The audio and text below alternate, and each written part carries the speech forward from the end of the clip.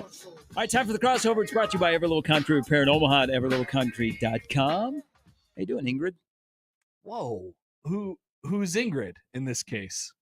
Never heard of her. She has a hard job, very difficult. No. Don't all of a sudden make excuses.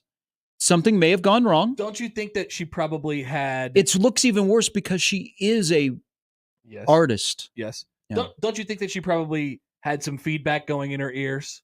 You know? Well, I hope she comes out and says that. Remember when... So it was at that exact location, the big trash can in Arlington, where Rob Manfred, after the 2020 World Series, sounded hammered because he was getting his own voice back in through his ears. And I don't know, maybe that same thing happened again. Same spot. But when you're singing the anthem, would you do a rehearsal? I don't know. Maybe or have somebody that does a sound check? Maybe something changed. I said this earlier. Maybe you just ripped the earpiece out, but I don't know. I don't know that would have changed. That way we're on the struggle bus from the start. If she took the, like, I'm assuming, I'm making some assumptions here, but maybe she takes the earpiece out and she just rips off the song, you know, cold. I think that would have worked out a lot better for her. Because I've listened to some of her songs now, and she's a good singer. Well, okay. So she's very popular. She has the Sam Hunt song. Yes. Wishful Drinking. Yes. Now that's in studio, so that sounds really, really good. Of course, anybody could sound good in the studio. Full question. Yeah. Actually, I'm not 100% sure on that, but you sound better for sure. So I said this, and I'm not kowtowing to you because you know my love of him. I think the biggest winner last night was the guy that did not win the home run derby. I agree. Bobby Witt Jr. Our little baby boy is all grown up. Teoscar Hernandez, Alec Boehm, and Bobby Witt Jr. walk into a Publix in South Florida. Who gets recognized? Now, if you say probably none of the Boehm, three, right? Probably Boehm. Think so? There's something that stands out about him. I mean, he's tall. He's got the hair. He's got the hair. He's good looking. Do you think Alec Boehm would be recognized in his own hometown? Oh boy. He's not really. He's recognized as Alec Boehm, or just recognized as a person of note. Well, he's a big guy. I think if I saw him, you go, I wonder if he's an athlete over near Roncalli. You know, where what's this? If I saw him at the 72nd and Sorensen Parkway Target, I would be like, that's a guy. That's a guy. Shouldn't you be in class? I think if most people, people who don't know baseball, whatever, they would see that guy in Omaha and they would say, that guy's got to be something. There's something going on there. He's got a certain quality to him. So did you encounter this when you were in college and you'd be walking across campus? Yeah. And you'd notice somebody and you go, oh, they must be an athlete. Yeah, that guy's somebody. Yeah. That, now you can tell that female that walks by you that is 6'2", you're either basketball or volleyball. And you can tell in college because they all have the backpacks and there's usually something on their person to like, it's basically a name tag, so you can tell quite easily. But in this situation, if Alec Boehm walked in the 72nd Sorensen Parkway Target, maybe he wouldn't be wearing a Philadelphia Phillies jersey or anything like that. Probably not. I don't think they wear a name tag. I don't think he wears his hat. Do you know anything about? Does he come back very much? Or so he recently he has donated to Roncalli. They got a grass baseball field. Yes, and I knew that. Yeah. So I don't know if he does come back. It's very private. Yeah. Yeah. Because this all happened and. He went off and now became a Major League Baseball star, and it kind of happened quietly. I don't think Alec Boehm in Omaha. You remember he was going to get run because he didn't go to Nebraska. He didn't go to Nebraska. Yeah. So he basically almost got run out of Philadelphia because he was struggling. That's right. And now he's having an all-star year and living his best life. Yeah. Yes. Well, he didn't get. So this happens to a lot of athletes that don't get recruited by any of the local schools, or they don't play here and they go somewhere else and they don't really ever come back. So you go to Wichita State, and people go, Roncalli, was he good? I don't remember him. Yeah. Or when they're not really recruited by the big in-state school. But I don't really remember him being this is probably just my lack of vision on the topic, but I don't remember him being a huge star in high school. He was not. I heard more about his Legion exploits than during the spring season. That counts. But yeah, you're right. He was not, because I don't think he was a multi-sport star. Was he drafted out of high school? Because that would have been still during the time where the draft was he went big, right? straight to Wichita State.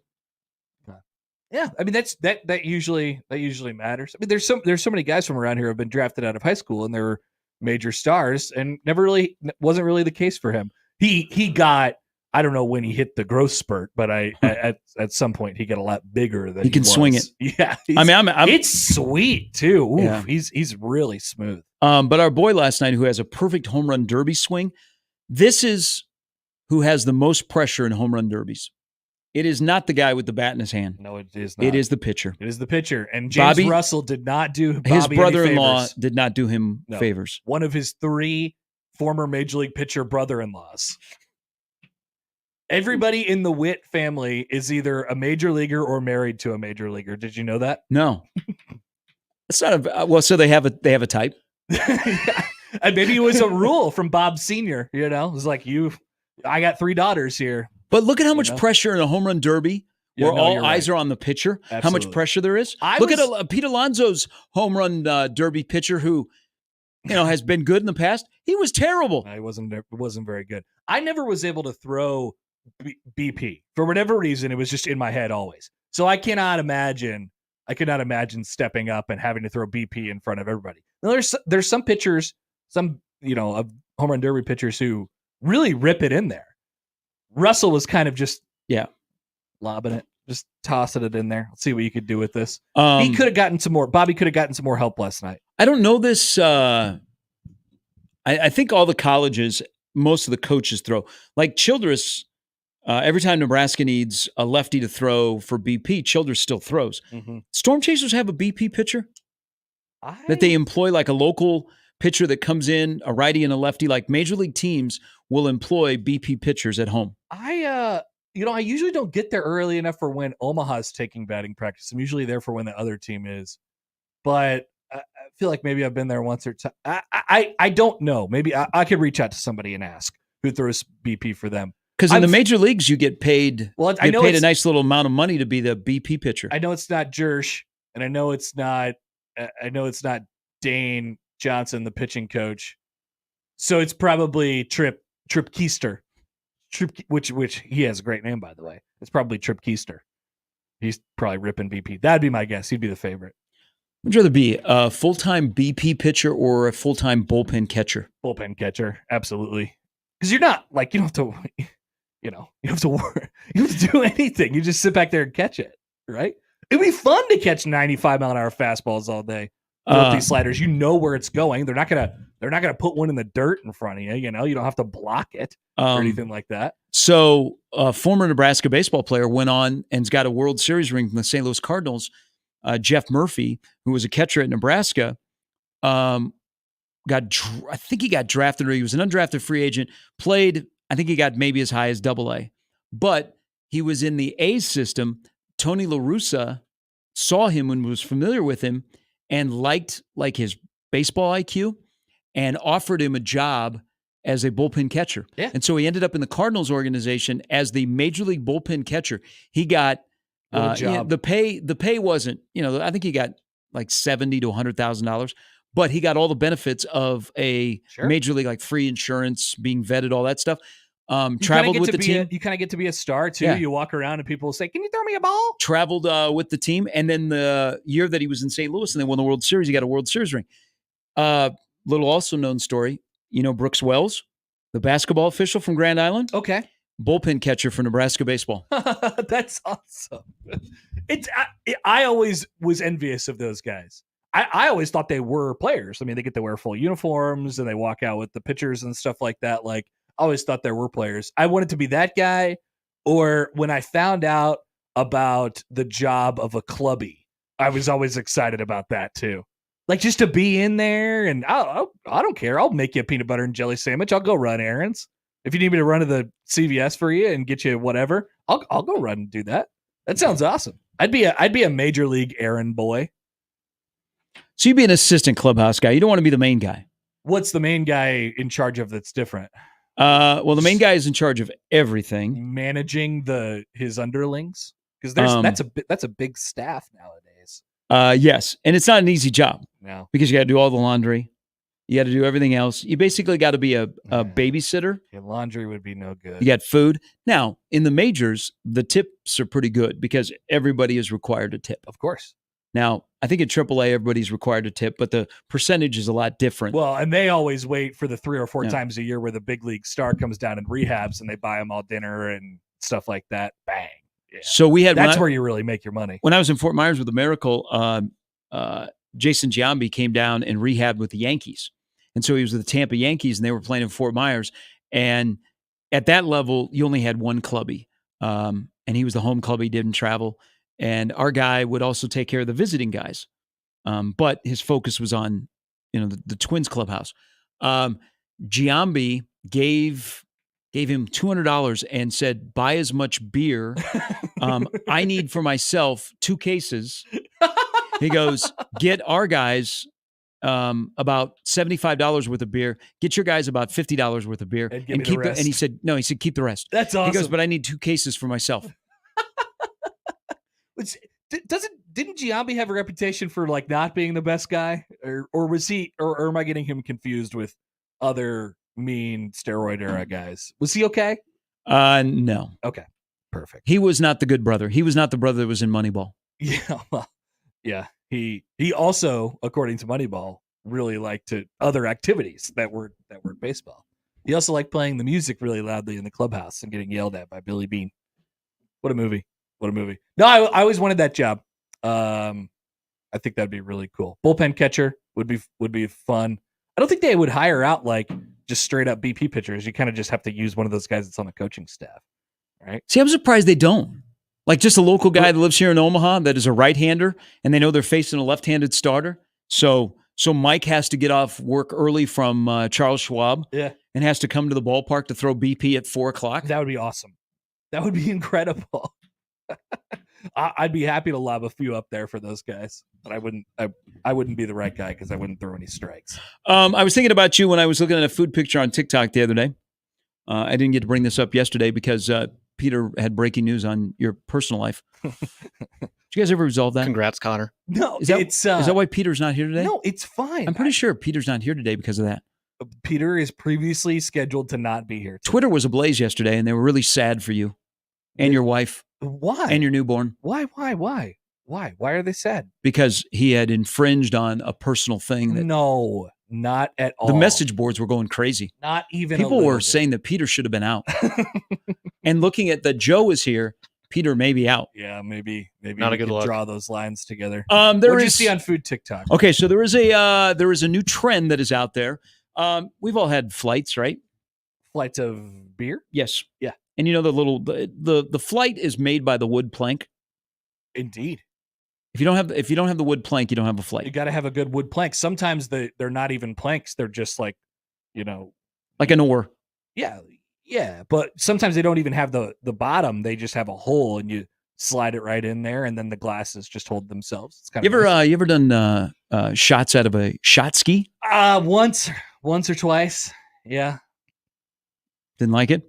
Well, I mean, it's still a shot after all. You got to have friends. You got to have coordination, or you're going to have, You all have to agree. You all have to handshake and say we're going at the same time. Okay, so this is a trend that is apparently coming to restaurants. Is we have flight pasta, where you have 3 sets of pasta that are on a flight. Whoa! Not in individual bowls like you go to Buca di Beppo, where they serve it family style. Buca di Beppo, yes. You ever been there? They have a Buca di Beppo inside. No, that's Fogo de Chao. They have a Fogo de Chao inside. Do not confuse those. Big Ten headquarters. Inside Big Ten headquarters, Fogo de Chao. No, those are different things. You've not been to a Buca? I've never been to Buca di Beppo. No, but I did drive by an Olive Garden over the weekend, and I thought, you know what? I wouldn't mind going to sit down in there for a little while. Good call. Good call. I didn't, but salad, breadsticks. I'm interested. I'm interested. I haven't been to one in a very little long chicken time. parm. I'm very interested in the pasta flight. My friend. So you have piqued my interest. Okay, so this is at Buca. It is a family style restaurant where they serve big portions in bowls. Yeah, I love the family style stuff. So the flight is not in bowls, but it is the plank of wood, and it's 3 sets of pasta lined up next to each other. I love that. I'm all the way in. I'm so in. And that's the best thing for me. Like, given my food takes about how I enjoy that, when the chef just kind of makes me whatever, the flight is the perfect thing for me because I don't really care what's on it. And then I'll get to kind of rank them and figure out which one I like the best. It likely that I'll like all 3 of them or all 5 of them or whatever you give me. So the flight is really the perfect thing. It's just made for me. So it has become very polarizing as I was reading the comments on TikTok. Do they cheese all of them? Do they come by and say, "Tell me when"? Well, all I saw was the picture, the delivery, and then the picture. But some people are upset because that's not how they're supposed to be served. Look at this BuzzFeed. These pasta flights for Milwaukee are making people very, very mad. Okay, show me a picture. For some, there might be things going on in Milwaukee. Oh, it's on. Okay, so it's not like in a bowl. It's just literally it's a plank. on it's the wood. Plank of wood. I see. And there's fettuccine. There is there's a whole bunch of different junk going on. There. But there's 3 sets of pastas lined up next to each other. Oh, this poor guy who is a TV anchor in Milwaukee. Milwaukee's food scene is underrated. It deserves respect.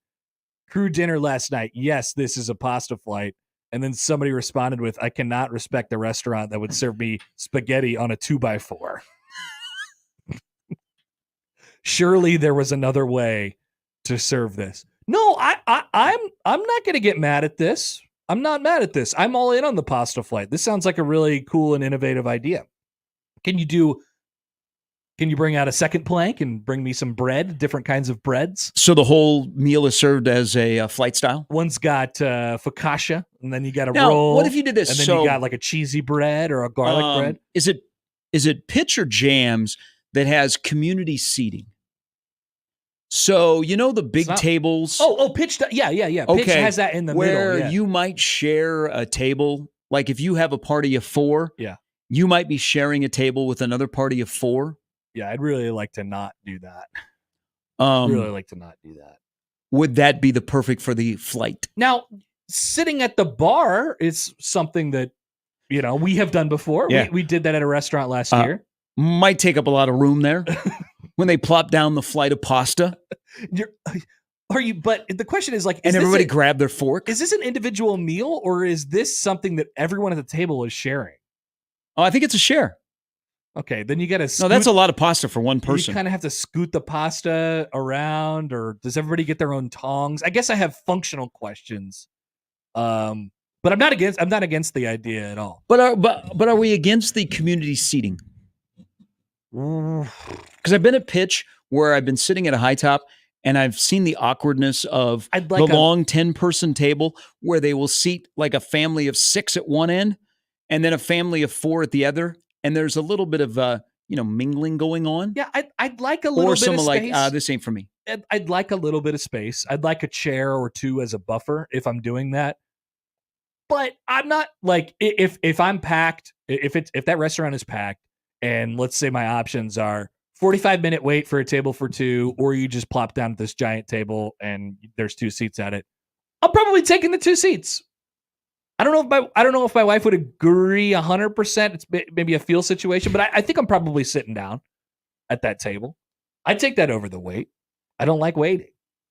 The only place in town that does that. The family, the community seating.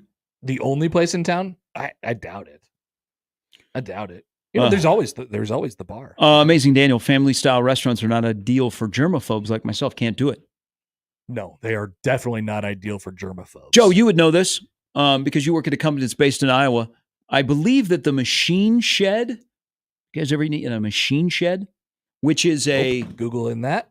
It's right next to Living History Farms in Des Moines, in Urbandale. Machine Shed, Iowa. God's country. How about that? So it is a family style, like you would think you're on a farm in Iowa. Dedicated to the American farmer. I believe they are opening a location in Des Moines. They are hiring. A location in Omaha.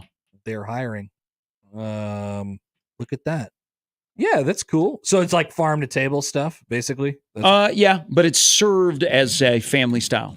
I'm good with. I'm actually good with the family style. I actually kind of prefer. Well, I shouldn't say I prefer, but I think it's a nice change of pace to bring in the family style every once in a while. You're there with 6 people, you get a whole bunch of stuff. I can grab some stuff off of other people's plates. Go for it. Now, follow up from Amazing Daniel. Good question here. So when you go to a Japanese steakhouse, Yes. and you sit around and they make it in front of you and do all the funny stuff. I haven't been to one of those in a long time. Been to one a couple months ago. You went to Kobe? Okay, good spot. They flipped the shrimp in your mouth? Yep. Was the guy funny?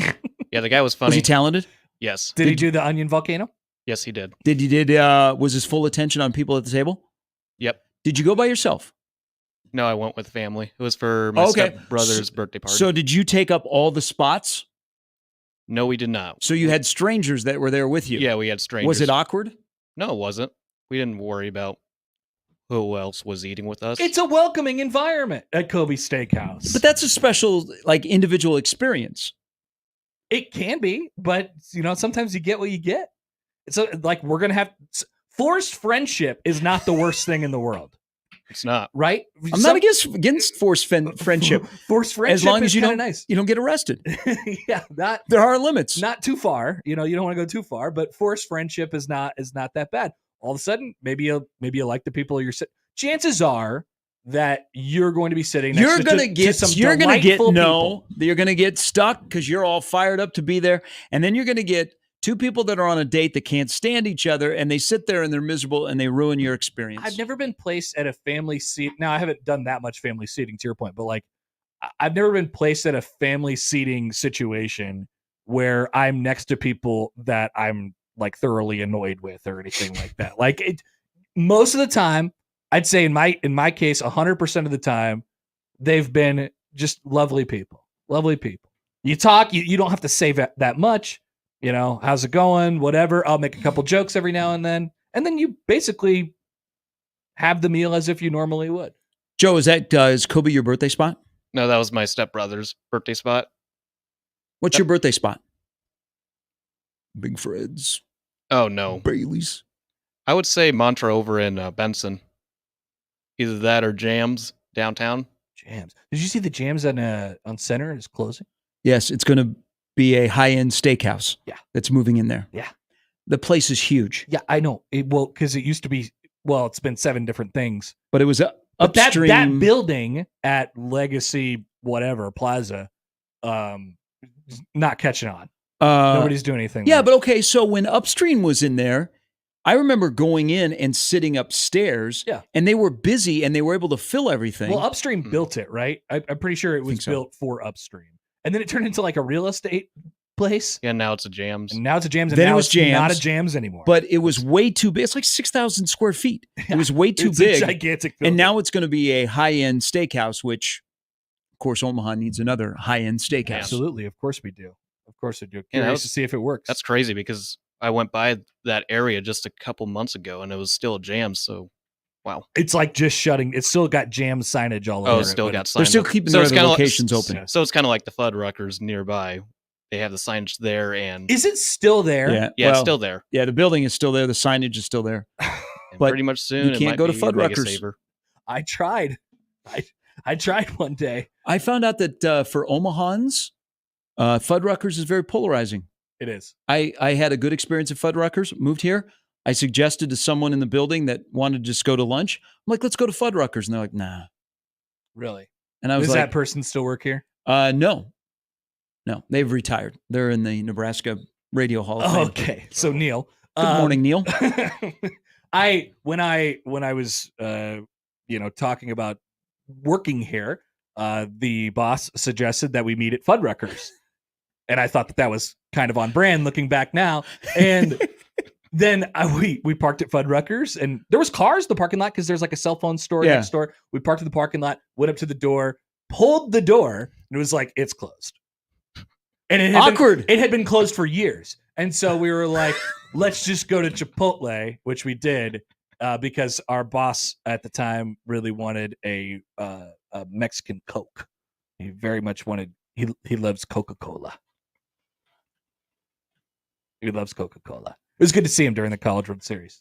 It was. He's It back was. in town, rooting for the Aggies, Texas A&M Aggies did not come through for him. doing his thing. But yeah, he's like, yeah, let's meet at Fuddruckers. I'm like, cool, let's do it. I haven't been there in years, but let's go. Yeah, I don't know Closed. why they haven't taken down the sign. It's a Omaha sure staple now, apparently. I'm It's- sure people drive and they will think, let's go to Fuddruckers, and they pull in and there's nothing. It's Well, like the Big Fred sign at well, this point. A few Can't take it months down. ago, I saw a report that they were going to turn that into a mega saver, and there was opposition. In that parking lot? Yeah, that's I like remember that seeing that something a few corner is months not ago. a mess already with the popular places that are in that parking lot. That'd be a nightmare. Yeah. I can't. You imagine a mega saver off of 70th and Dodge, or what Well- be 68th and Dodge? You're right, Joey. It does say. So I'm reading a story from KTV from late April.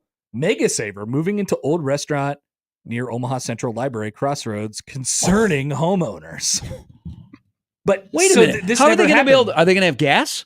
I think it's just going to be a convenience store, from my guess. Oh, so but this is still in the process, or this never just straight up didn't happen. Interesting. Yeah. One of the neighbors of the area, Patrick Firstenow, said, "Quote: I just think there's a better use for that space than a gas station." I actually agree with Patrick. Me and Patrick are handshake beaming on this one. We don't need a gas station right on the corner of 72nd and Dodge. Eric says, what about cooking alongside a stranger at like Rube's Steakhouse in Waukee, where you cook your own steak? Oh, really? I wouldn't want to go to a restaurant where I cook my own food personally. I would like to have the food cooked for me. I think it's so they bring around the different cuts of meat, and you decide what kind of meat you want. That's great. I can and do then that. and then you take it up to the grill, Yeah. and there's someone watching, but you essentially They tell you what Yeah. to do, like step by step. Yeah. That's not that bad. That's not that bad. But those I, used to I- be more popular. I remember when I was younger of cook your own steaks. that's cool. That's a good move of like bring out the raw meat and say which one do you want. Like that's kind of an old school move. But then I just want to pick it, stay seated, bring me a Peroni, and then I'll wait for the steak to be cooked. I love a Peroni with dinner.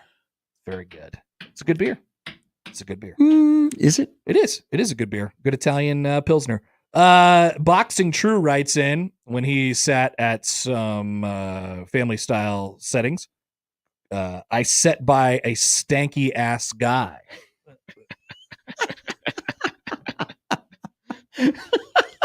Also, I don't know if Boxing True lives here or not, but he does say, heck, I thought Family Fun Center was still open. It is.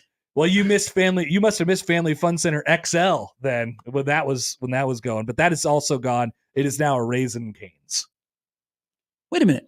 Isn't that where Amazing Pizza Machine is? No. Well, no. No, the pizza machine's Yeah, out that's in out there. Millard. That's out there on Like 44th and Center. 144th and Q area. Q, yeah. Okay.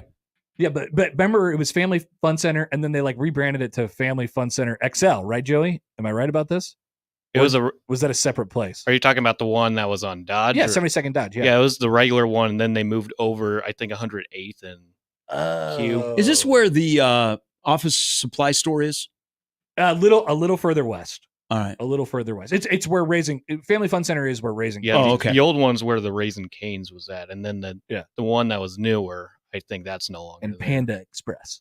Oh yeah, People Why would- love why would- Panda Express. But why would you build a Panda Express next to a Cane's?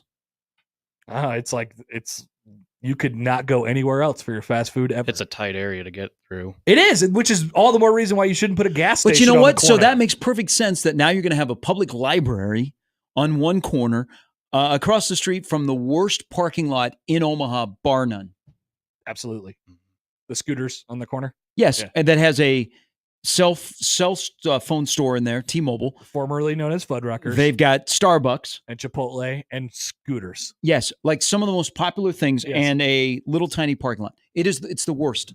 The only time I ever used to go in that area was when Gamers was open. That was probably the last place I bought a video game. That Gamers, Good old cheap video games. not cheap video, and then you try to sell your used video games back, and they're like, "We can give you 50 cents for these games," and then they closed. Very sad. Yeah, so And there's now you can't sell video games anymore. You can only sell codes. Did you see that Thomas Fedoni is selling his code? He is. Yeah, Thomas Fidone. Is he going to give? He's going to give back his $600 that he got for opting into the game. I believe that does not come with the package. No, I saw that it popped up for me last night that Thomas Fidone said that he was selling his code of EA25 on Friday. So I don't know if he's trying to drive up the price or something like that. What's the first reply? Yeah, let's go to the replies. That's a good idea. Somebody wanted to make it a quote, and so they did that. Why you selling it is a question. I'll take it. Yes, sir. If it's on Xbox, I'm very interested. But here's the thing, like, why would you buy it from Thomas Fidone when you could just buy it? It's not like there's a shortage. Does he ever respond and tell people what he's looking for in terms of price? He has not engaged in the replies. No. Now, if he's giving away for like charity, okay. It does not seem as if he's giving it away for charity. No. I mean, the only price you could sell the code to a game for is the price that it came for, right? Yeah. Like 70 or $70, $70, whatever. Like I'm not going to buy it for $80 just because it's from Thomas Fidone. Why do I think that he will not be alone? There will be players all over the country that will try and make on top of their $600 that they will sell the code because they're all getting them at noon today. Yeah. Oh, really? They haven't got them yet? They weren't part of their today. Today's the day that they get their codes at noon. Gotcha. If you opted in, you get your $600 check, and then you get your code today. Yeah, I imagine a lot of people will be selling their codes. How cool would it be? We had Matt Brown on earlier, and he's been reporting on this game for 3 years. He has. He brought up a great point. Like if you are, let's just say you're a kid from Grand Island, and you used to play the game, and you always dreamt of being in the game, even if you're like the fourth string offensive tackle at Nebraska, you're still in the game, and you might have a 64 overall rating. But how cool is that to play a video game that you're in? Absolutely. Yeah. I would say 100%. And you got paid? Yeah. Just to be in the game. And it struck me last night while playing it, because I, fiddled with a whole bunch of teams before I was doing what I was going to do. But like, there's so many people. Like, it's not like Madden where there's only a certain amount of people that could possibly be on the game. There's so many people, and none of them are known really by anybody. That would be incredible.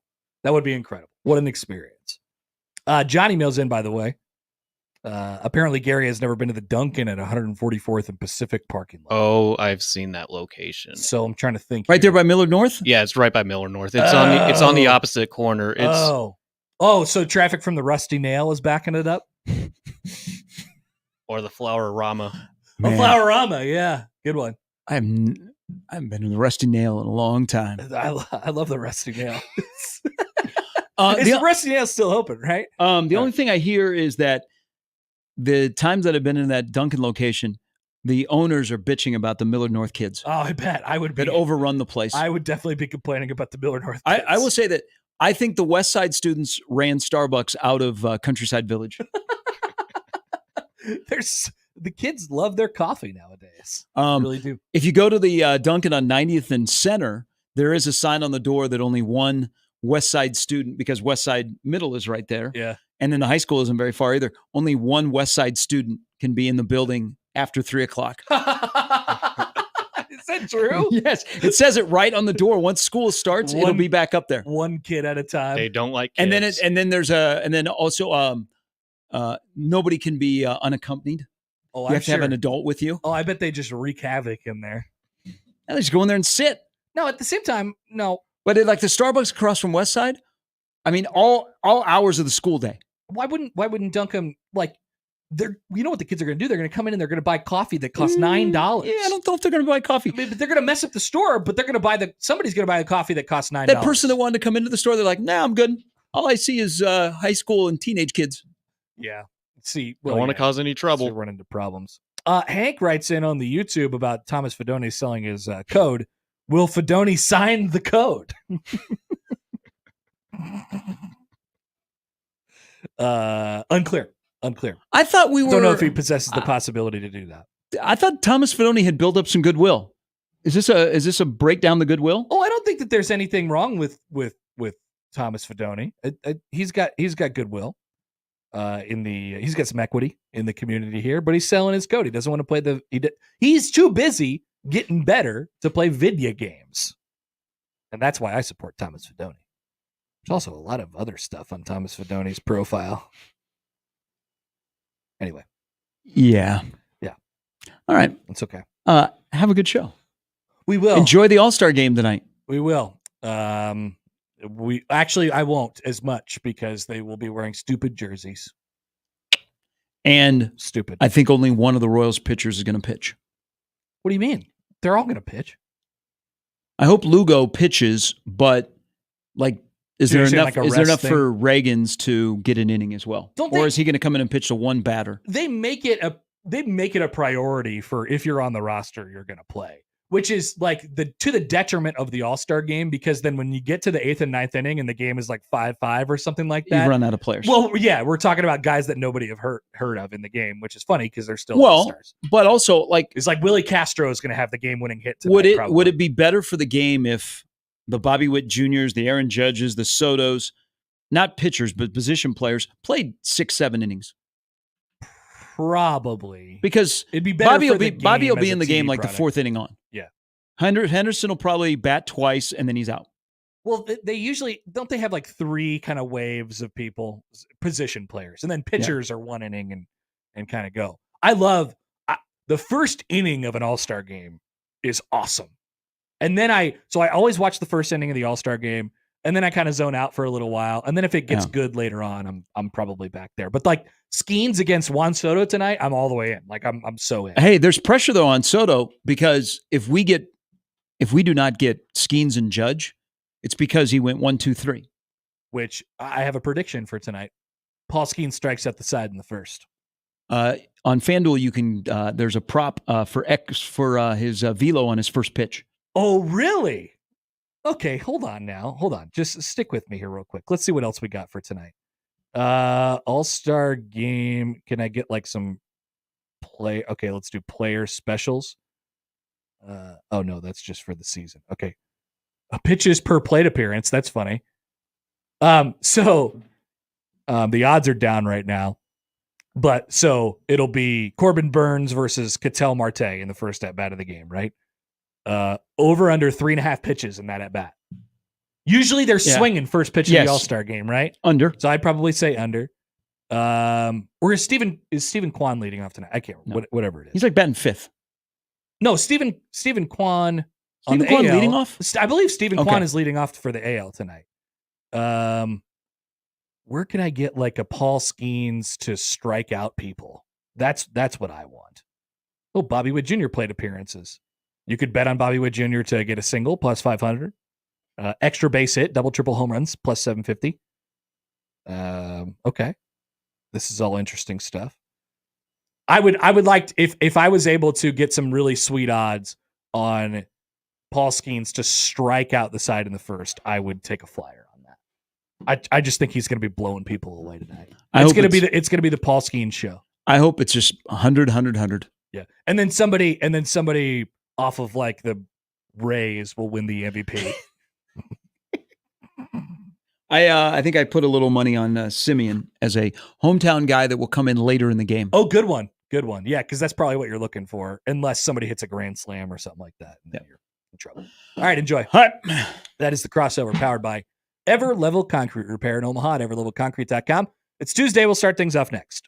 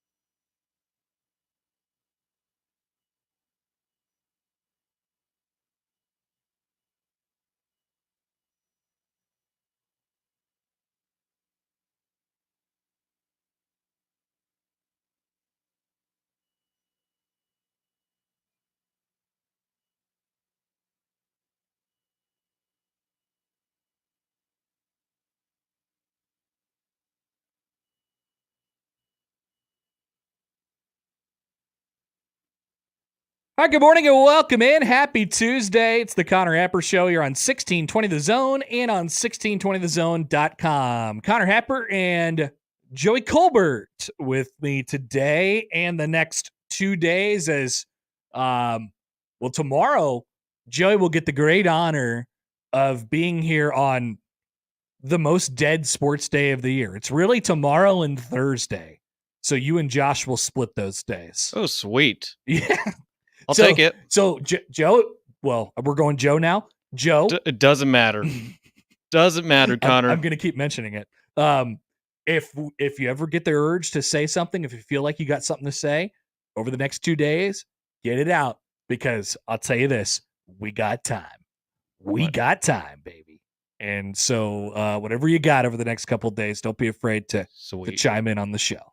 You got some Celtics summer ball takes? I'm sure you do. Oh, Baylor Shireman looks good.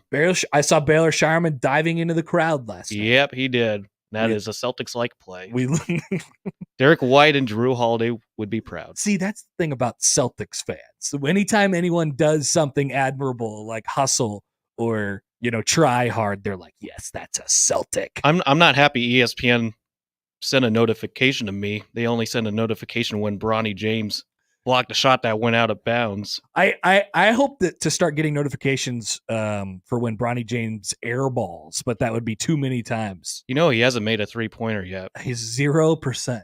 0 for 13. But apparently he won some Call of Duty tournament against Grant Williams. I know for sure.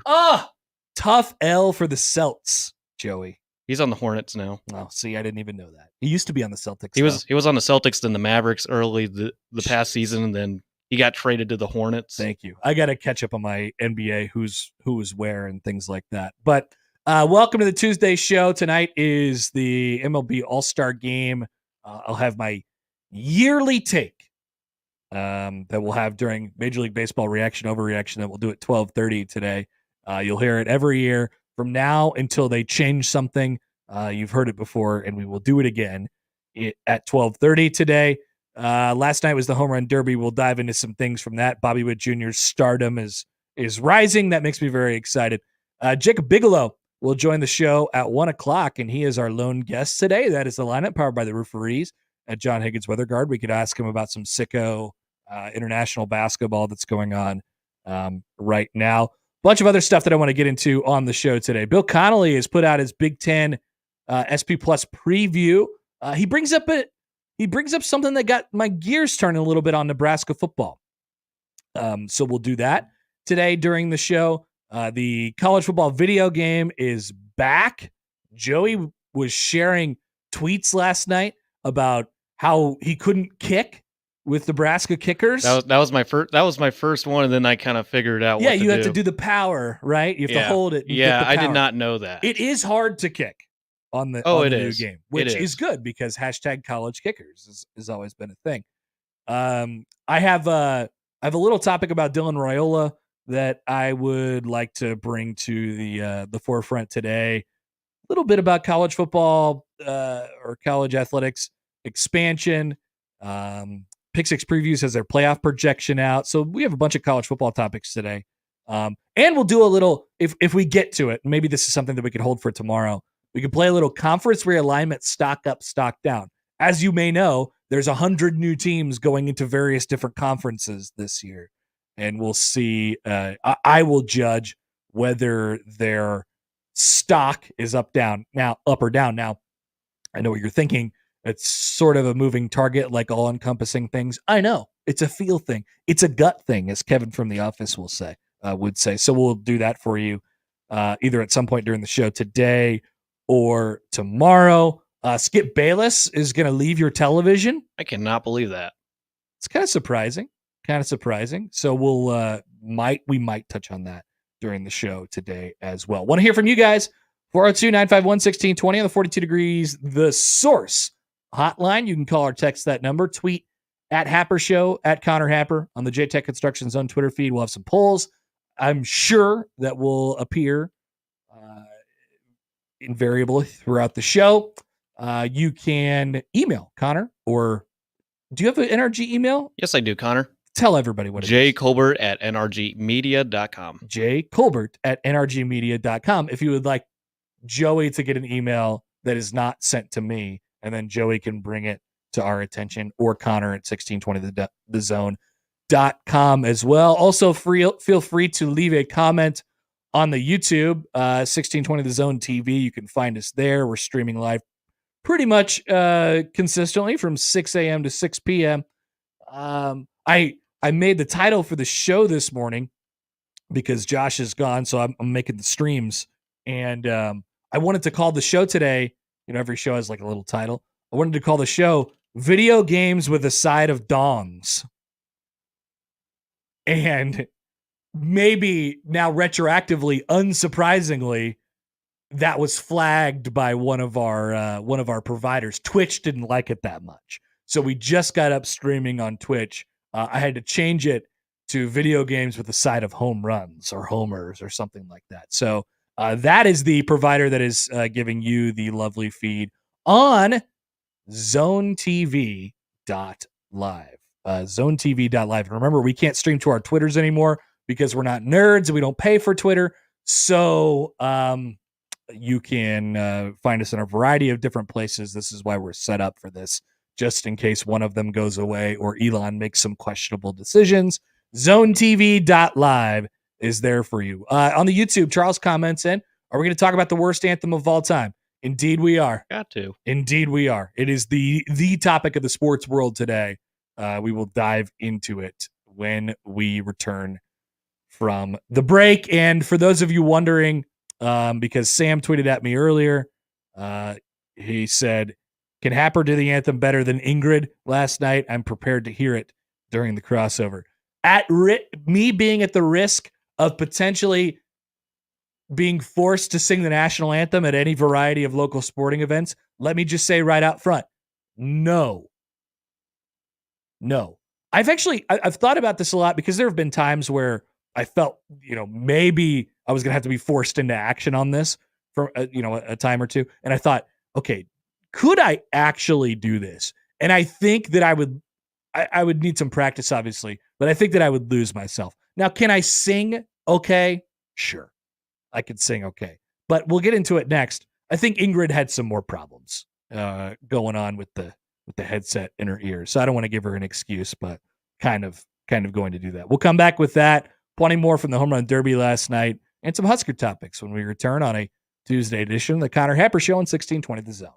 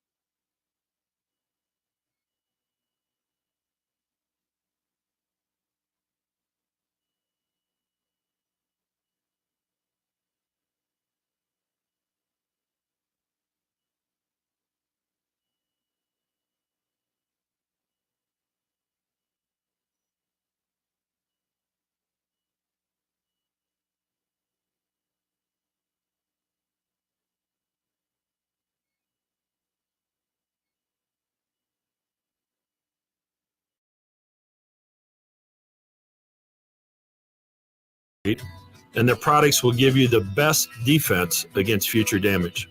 It's a fraction of the price compared to replacement, and their solutions come with a long-term transferable warranty. Working with Everlevel is a slam dunk. Call Everlevel Concrete Repair today for your free inspection. If you love whiskey or just want to learn more about whiskey, you don't want to miss the largest whiskey event in the region. Get your tickets to Omaha Whiskey Fest 2024 at omahawhiskeyfest.com. September 28th at the Hilton Omaha downtown. 400 samples, more than 70 brands, expert presentations, and a whole lot more. General admission and VIP tickets available at omahawhiskeyfest.com. You can even make a night of it with special room packages from Hilton Omaha. Get your tickets now before they sell out. She posted about us just now. Celebrities can't get enough of Beyonce's bespoke skincare line. She has 147 million followers. How do we monetize? She needs a social media associate to help her with the hype. We should repost this. Do we need a hashtag? Indeed can help her hire great people fast. I need Indeed. Indeed you do. You can schedule and conduct virtual interviews all from your employer dashboard. Visit Indeed.com/credit and get $75 towards your first sponsored job. Terms and conditions apply.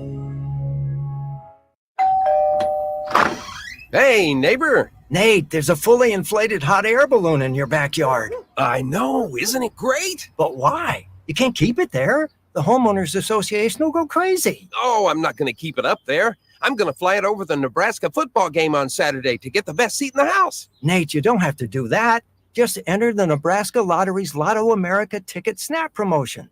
Until August 5th, buy a Lotto America ticket with the All-Star bonus and enter the voucher number online for a chance to win Nebraska football Skybox season tickets, an incredible football and volleyball weekend experience, or regular football season tickets. Well, that is a better way to get a great view.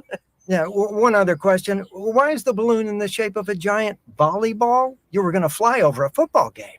It's the only decent thing the rental place had left. It was either this, a hockey puck, a banana, or a giant poodle.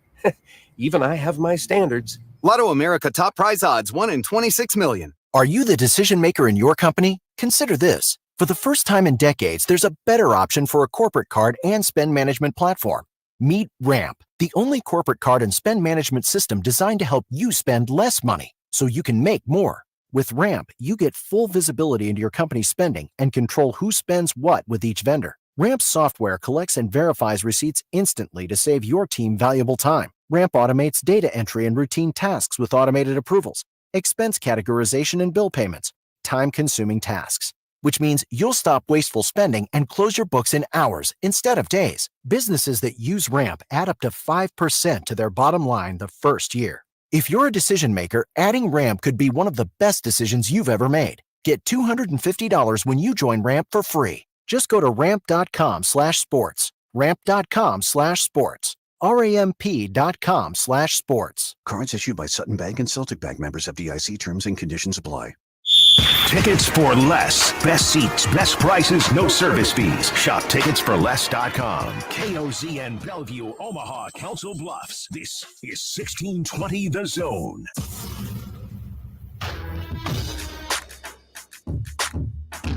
Well, last night, America got introduced to Ingrid Andress, who is a country music singer.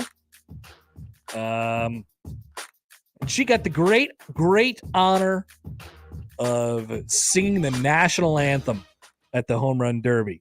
And so when I learned of this name, I thought, okay, what are we dealing with here? She is a 32-year-old country singer from Southfield, Michigan. I had never heard of her before. I kind of asked her around because we were in a music building here, and I sort of asked her, I'm like, what are we dealing with here? And the response that I got was, well, she's pretty good. Like, she's got some good songs. But last night she was tasked with singing the national anthem at the Home Run Derby. And as we know, it's been a tough time for our country. So maybe it would have been a nice time for a nice, rousing national anthem. And maybe we'll still get that tonight. And good luck to whoever does it. But we'll play you parts here of Ingrid's performance of our country's national anthem. Oh, say, can you stay by the dawn's early light? What so proudly we hailed by the twilight's last gleam. And the rockets. All right, so let's turn it down here real quick. I don't know how the video got off the sound there. But I was gonna skip forward a little bit and just take you to a middle point in the video. Joey, you ready to do that? All right, here we go.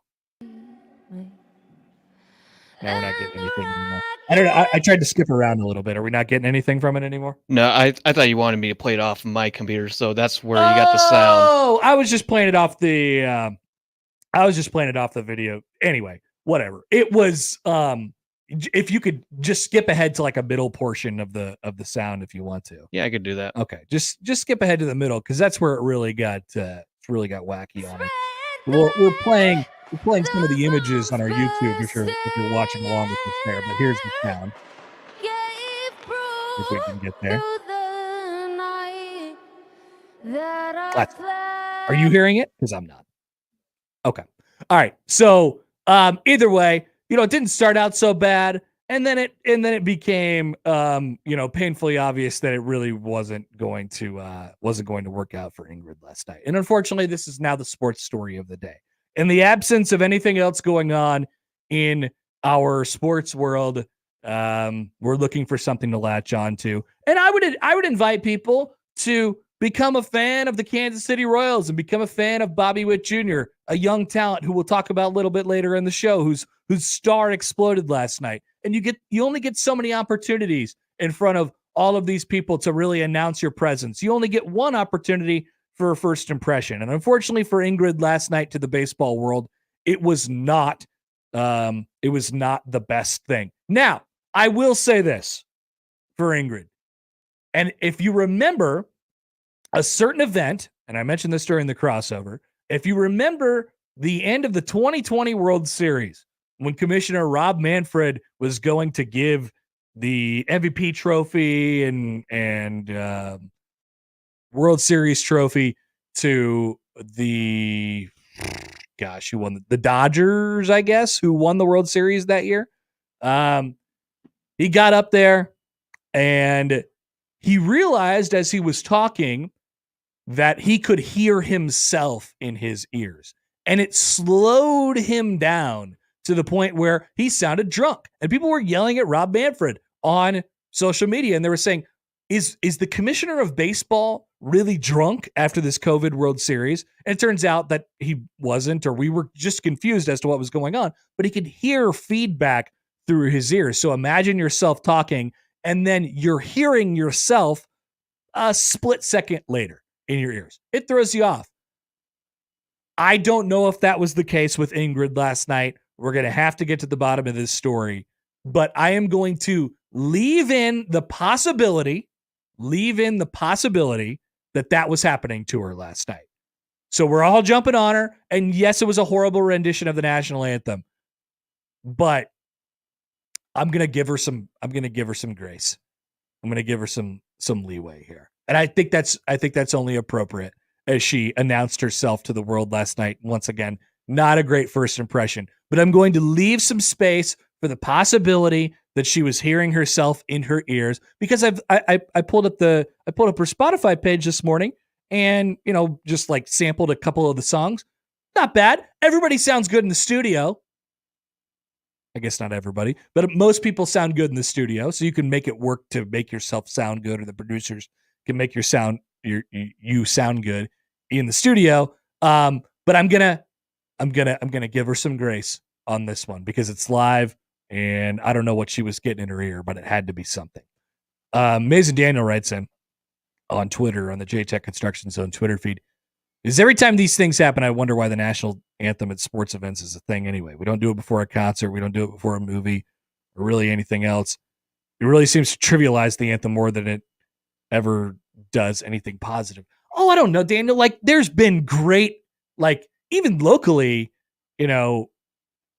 we have great singers. It's cool to showcase those people. And I don't know about you. Like, when I hear a rousing rendition of the national anthem with however they do it, whether it's in a unique way or just a really cool, event, or somebody who just straight up sings it really well, it could be an emotional moment. We remember Noshan Moreno crying that gigantic tear out of his eye that one time during the national anthem. That was awesome. So I don't want to get rid of this. And certainly something like this does not make it a situation where you feel like you want to get rid of it. I think you just sometimes it's a live thing and we run into some technical issues, or maybe it wasn't this person's best day. But I'm not going to be Mr. Hot Take Man and come to you today and say, oh, well, she should be I don't even know what they're saying about her. Was it the worst rendition of the national anthem at a major sporting event that I've heard in a long time? Yes, absolutely. But I'm giving her some excuses. And that's where I'm at today. From the text line here from Greg and Hastings, Connor, this national anthem is almost as bad as Carl Lewis. And also from the text line, we were anthem pilled. We do have certain expectations when it comes to the national anthem. I don't need to be blown away every time, but I like to leave the national anthem and say, yeah, that was good. Let's play some ball. And it does, like, it is like a together, everybody stands up and you look to the person next to you afterwards and you kind of nod and you put back on your hat and you say, all right, let's do this thing. And then there's like some music that fires you up that comes on after that. I think it's good. I'm glad that it's there. Obviously, it needs to be a good version of it. Otherwise, it does not have that effect. We all remember. Now, the question, my question when I thought about this, when I think about bad national anthems, somebody said Roseanne earlier. Somebody said, somebody texted in Carl Lewis. Now, I don't know that Fergie's was bad. But Fergie's was more weird than bad at the NBA All-Star game that year. And then it was compounded by the fact that, people just like Steph Curry and Draymond Green just started laughing during it. Now, Fergie wins the award for the sexiest national anthem of all time. I think that was what she was going for. I would also put it in the category of bad, but it wasn't bad in the singing way that Ingrid did it. Miss Andress did it last night. Wasn't pretty. Charles says, as a soundboard guy, then you just point to your ears and take out your ear monitor. Well, that was kind of what, once again, I'm giving her the benefit of the doubt here.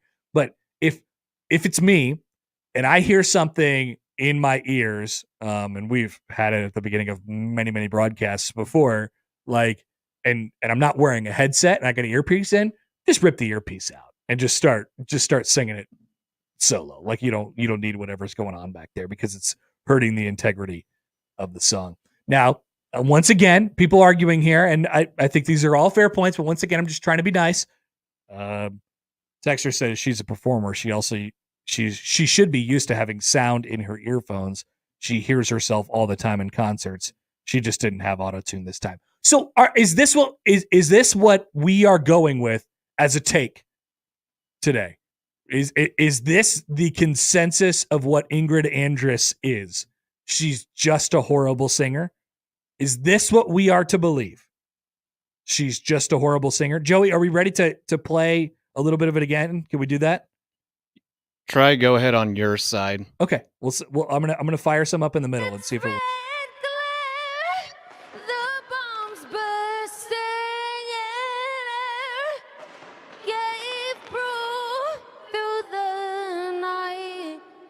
That our flag was still there.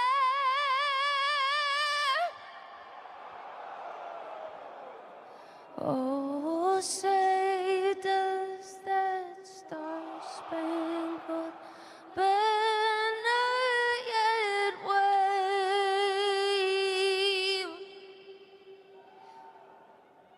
o'er the land of the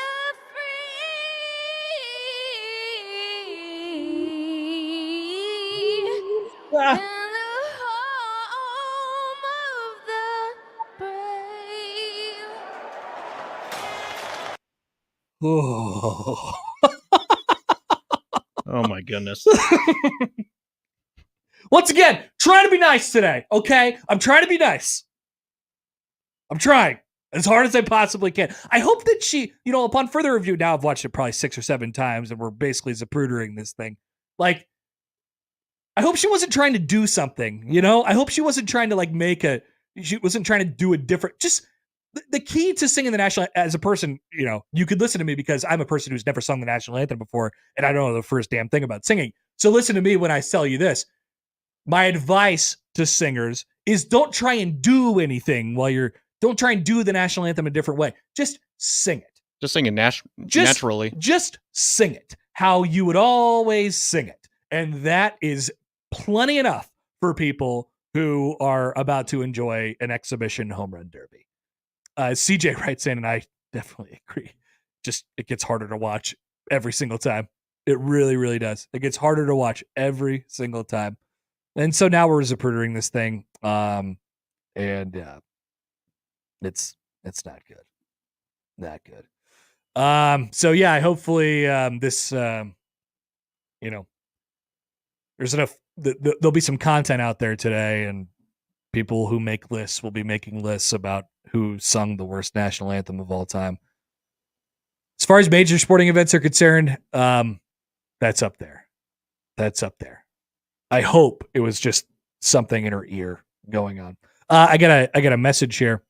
I actually think that it was that she can't sing. That's what this person is telling me. Okay, maybe she just can't sing. But we don't. I've never seen her in any other live setting other than this. Maybe I need to go into the live archives of what's her name, Ingrid. My only curious thing is just how do they select these people to sing the national anthem, and do they do like an audition? So I knew that, like, it's in Texas, right? Yeah. So you knew that they were going to go with a country singer. Yeah. And it's the home run derby, and like these events are made. These events are kind of made for kids, right? They have the wacko bats that look like pencils or ice cream cones or whatever it is, like, and they let all the media from whichever blog wants to get in, or website or TikToker wants to get in, they'll let them in and create. Like, it's kind of for the kids. It's kind of an area where people could kind of come in. And so the national anthem, in my estimation, probably is trying to reflect that. I don't know if she's popular with the younger country fans, but I assume that's kind of what they were going for. Or maybe they struck out on their first 7 country acts that they tried. Who's singing? Do we know who's singing the national anthem tonight? Not sure, but we could look that up. Let's see here if I can give it a quick Google. Well, of course, the only thing that the national anthem will be performed by Cody Johnson tonight. So Cody has something to live up to. Also, by the way, on the player introductions for the home run derby last night, I think that Marcelo Hernandez guy is pretty funny. The Saturday Night Live guy, I actually am in on him. He was talking about Pete Alonso, and he's like, "Oh, the first name is white, and the last name is Hispanic." It was Pete Alonso. I thought that was pretty good. Hockey Dad writes in, "Just please stop playing this. Just play Whitney anytime you get the chance." I like live renditions of the national anthem. You just kind of have to pick the right person and do it well, or make sure you don't have technical difficulties, because that's the excuse that I'm using for her today. Sorry, Ingrid. All right, you're sorry to hear. Like, for Ingrid, do you think it's a surprise to Ingrid today that she is the central focal point of every single sports talk show in America? Because she is, whether she likes it or not. I would imagine that she probably has not been introduced to that community before, but now she is. And not in a good way. All right, quick timeout. We'll come back. Connor, Joey, with you. Like to hear from you. Back with more on 1620 The Zone.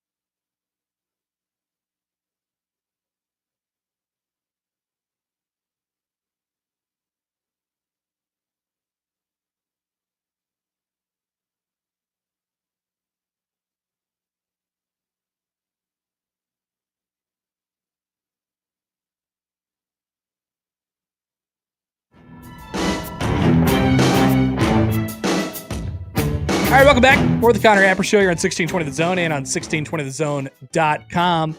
Once again, zonetv.live is a great place to find us streaming if you are used to using the YouTube or 1620thezone.com. Get the same thing. It's zonetv.live. Connor Happer and Joey Colbert with you today as Josh continues his weird vacation where he sits in a Lincoln Hotel pool for a couple days. But we don't shame Josh. No, not even a little bit. Not even at all. A couple reactions to what we were just talking about with the national anthem last night at the Home Run Derby. We'll have some more Home Run Derby and All-Star Game thoughts as we go on throughout the show today. We still have MLB reaction over reaction as well.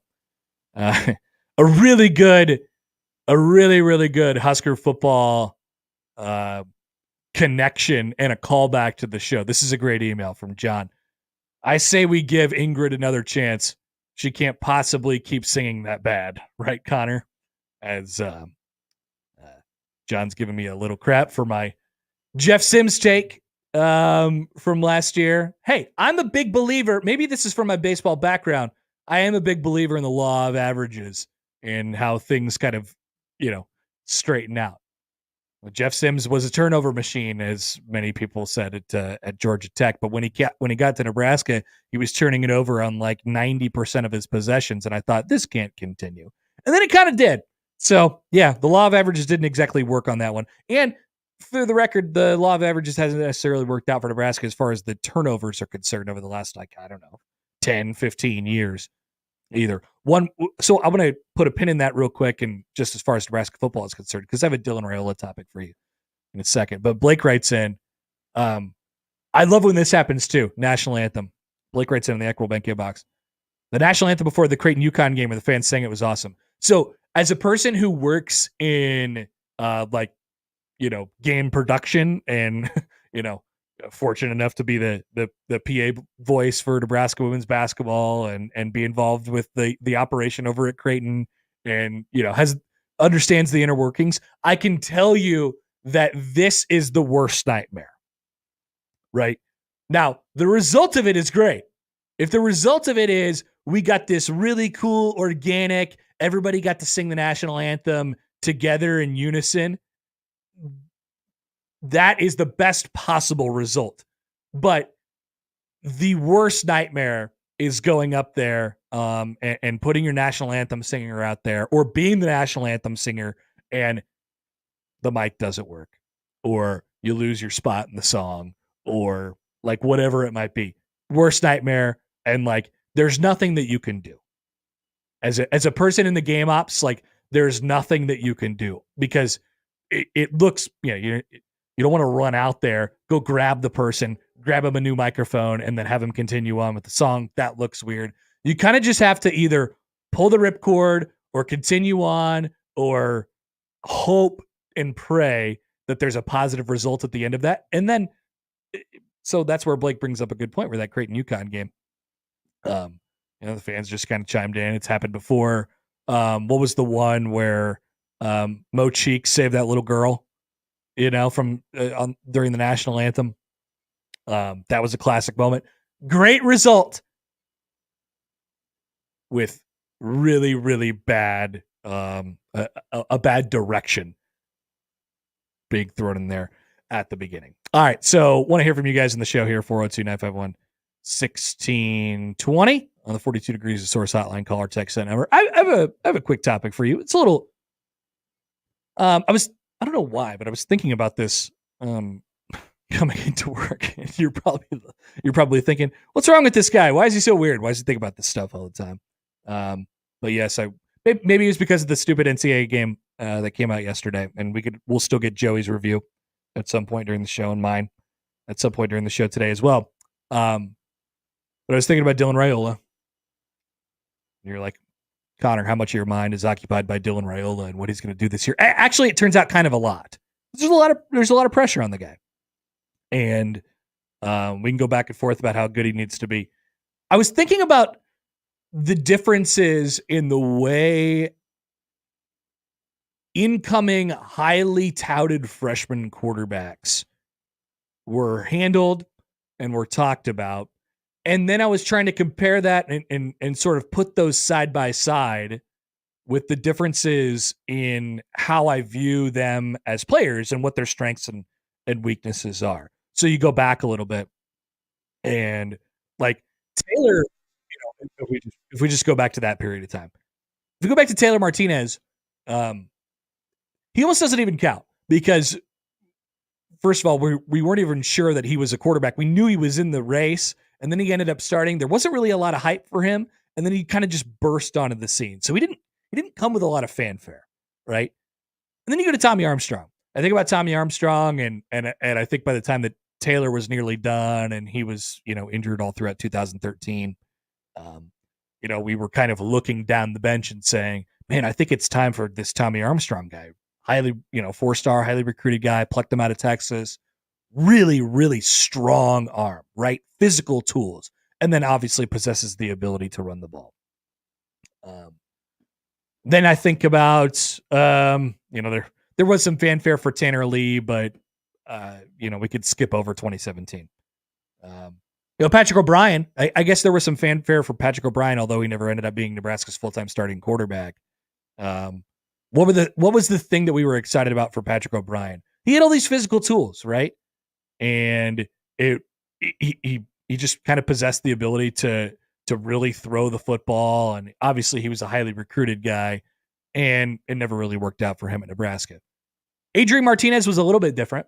Adrian Martinez, I think we were excited about his ability to kind of take things as they came. Obviously his running ability, his athletic ability was the first thing that jumped off the page for Adrian. But I think as things, it didn't last very long, but as you got to know Adrian, his ability to kind of take things as they came and understand the game and be cerebral and all that stuff, I think that was the thing for Adrian Martinez. So what are the things for Dylan Raiola?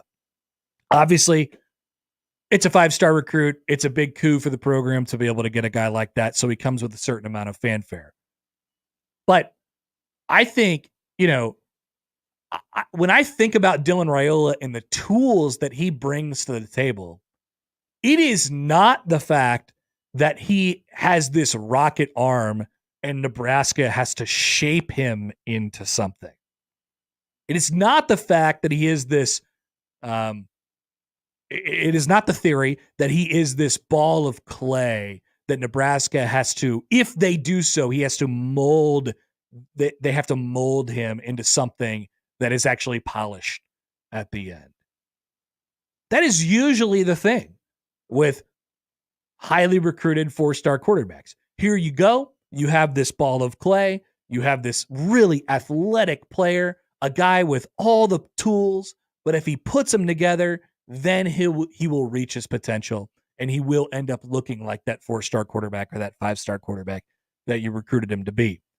The difference with Dylan Raiola, in my opinion, and the thing that excites me, one of the things that excites me a lot about him, is his polish, is the fact that he comes in and he already looks like we can, people always bring up the freshman conversation with him, and I always balk at that a little bit because I look at him and I don't see a freshman. He is a freshman. He'll make freshman mistakes. There's no doubt about it.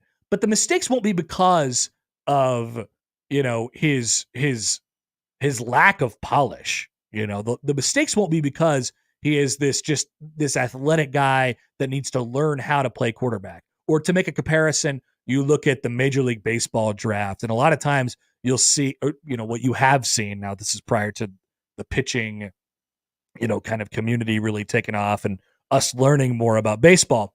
But you would take this tall guy and he would possess the ability to throw 97 miles an hour, to throw 100 miles an hour. And maybe he had an okay second pitch, but that was something that you were going to develop. Dylan Raiola's comp as a major league draft prospect is a college pitcher who dominated, right? It's a college pitcher who dominated, who was really good, who has all of these things put together, who does possess the ability to really blow you off the table with that high end stuff, but also has a second pitch and also has a third pitch, right? The thing that I love the most I shouldn't say the most, it's kind of hyperbolic, but because I love a lot of things about it, obviously. But the thing that I enjoy, maybe comparison to other highly touted quarterbacks that have come through Nebraska, is his polish. Is the fact that he already possesses the second pitch. He already possesses the third pitch. He is advanced in terms of his knowledge of the game. Obviously, it comes from his lineage a little bit, but he is advanced in terms of that. He is advanced in terms of his ability to read and react. And then what a lot of highly touted quarterbacks already have is the improvision. That was what Adrian had. That was what Taylor had. That was what Tommy had. Their ability to improvise was already there because it was baked into the cake of their athleticism. But what they didn't have, maybe right off the bat, I guess sans Adrian, but his career turned out kind of backwards, right? He sort of regressed from the start to the end. He was poll question. Joey, are you logged onto the Twitter account? Yep, I am. Poll question. Was Adrian Martinez the Benjamin Button of Nebraska quarterbacks? No context. We'll let people vote on that because he kind of aged backwards. he was really the best he ever was in his first game. So we could throw that one out there at Happer Show, the JTech Construction Zone Twitter feed. So he almost is a separate story for the rest, and that's unfortunate, I think, for him. But I think obviously you're going to get Dylan's ability, Dylon's ability. If I could find a good Dylon in here. There we go. Thank you.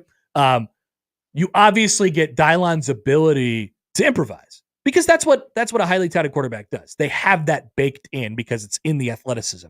But it's not like this raw guy that you're trying to mold into something. So with Dylan, you really have the building blocks, right? You have this great platform to stand on rather than kind of starting at the top of the building and then building it down to its base. That's how most quarterback development goes. In Dylan Raiola's case, it'll be really organic, in my opinion. I at least I hope that it'll be really organic. It will start from the bottom, even though the bottom is already a really nice platform to stand on, and then it will build organically through the middle and then eventually up to the top. That's what I'm excited about for him. And I think that's what makes him different than the previous Nebraska quarterbacks who have had a lot of oomph behind their names who have come in to the program.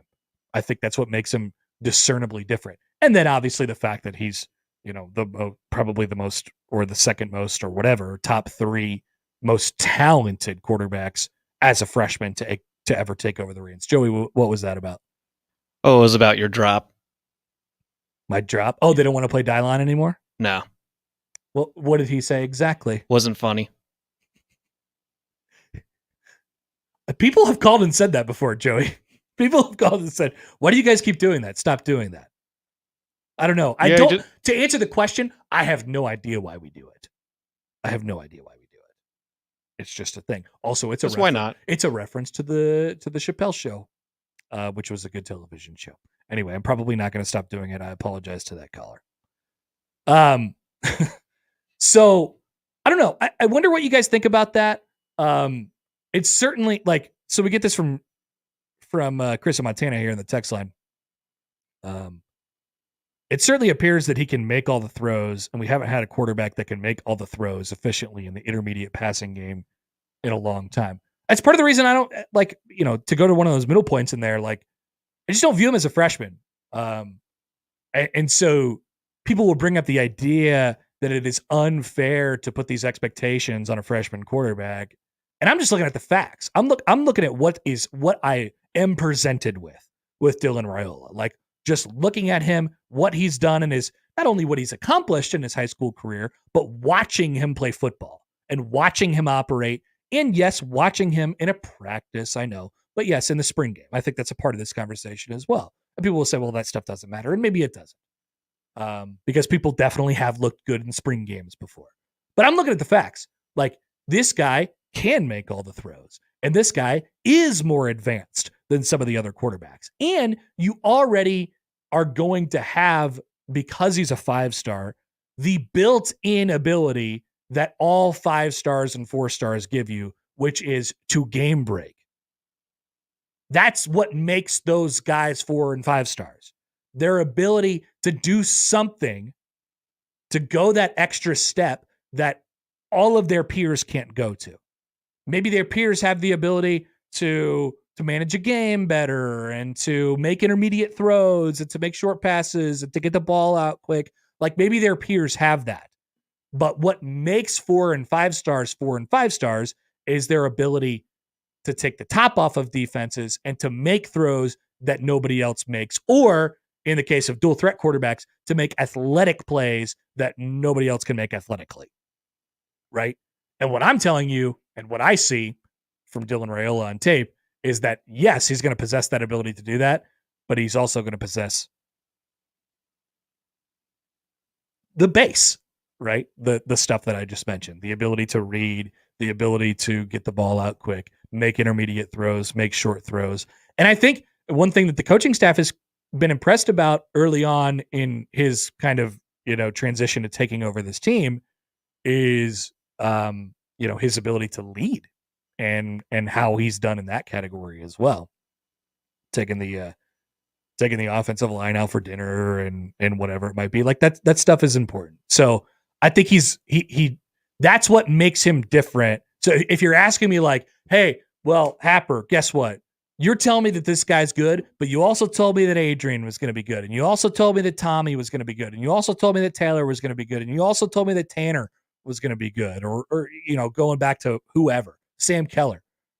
Highly recruited. This is far from the first time Nebraska's got a highly recruited quarterback, although this is the best one. And what I'm telling you that is different is what I just mentioned.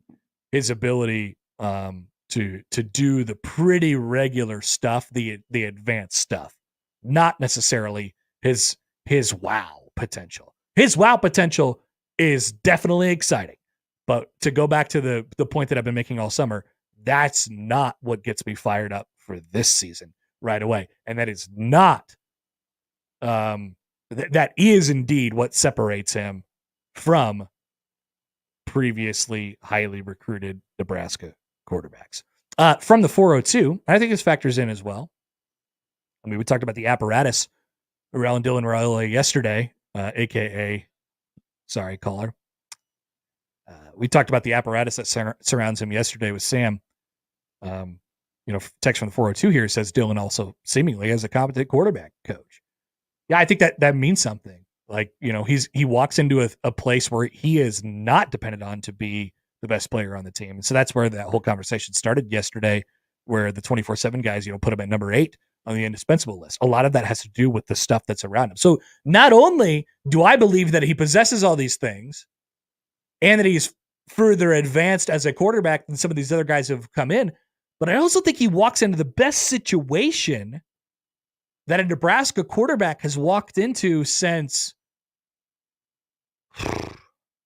I don't know. You tell me.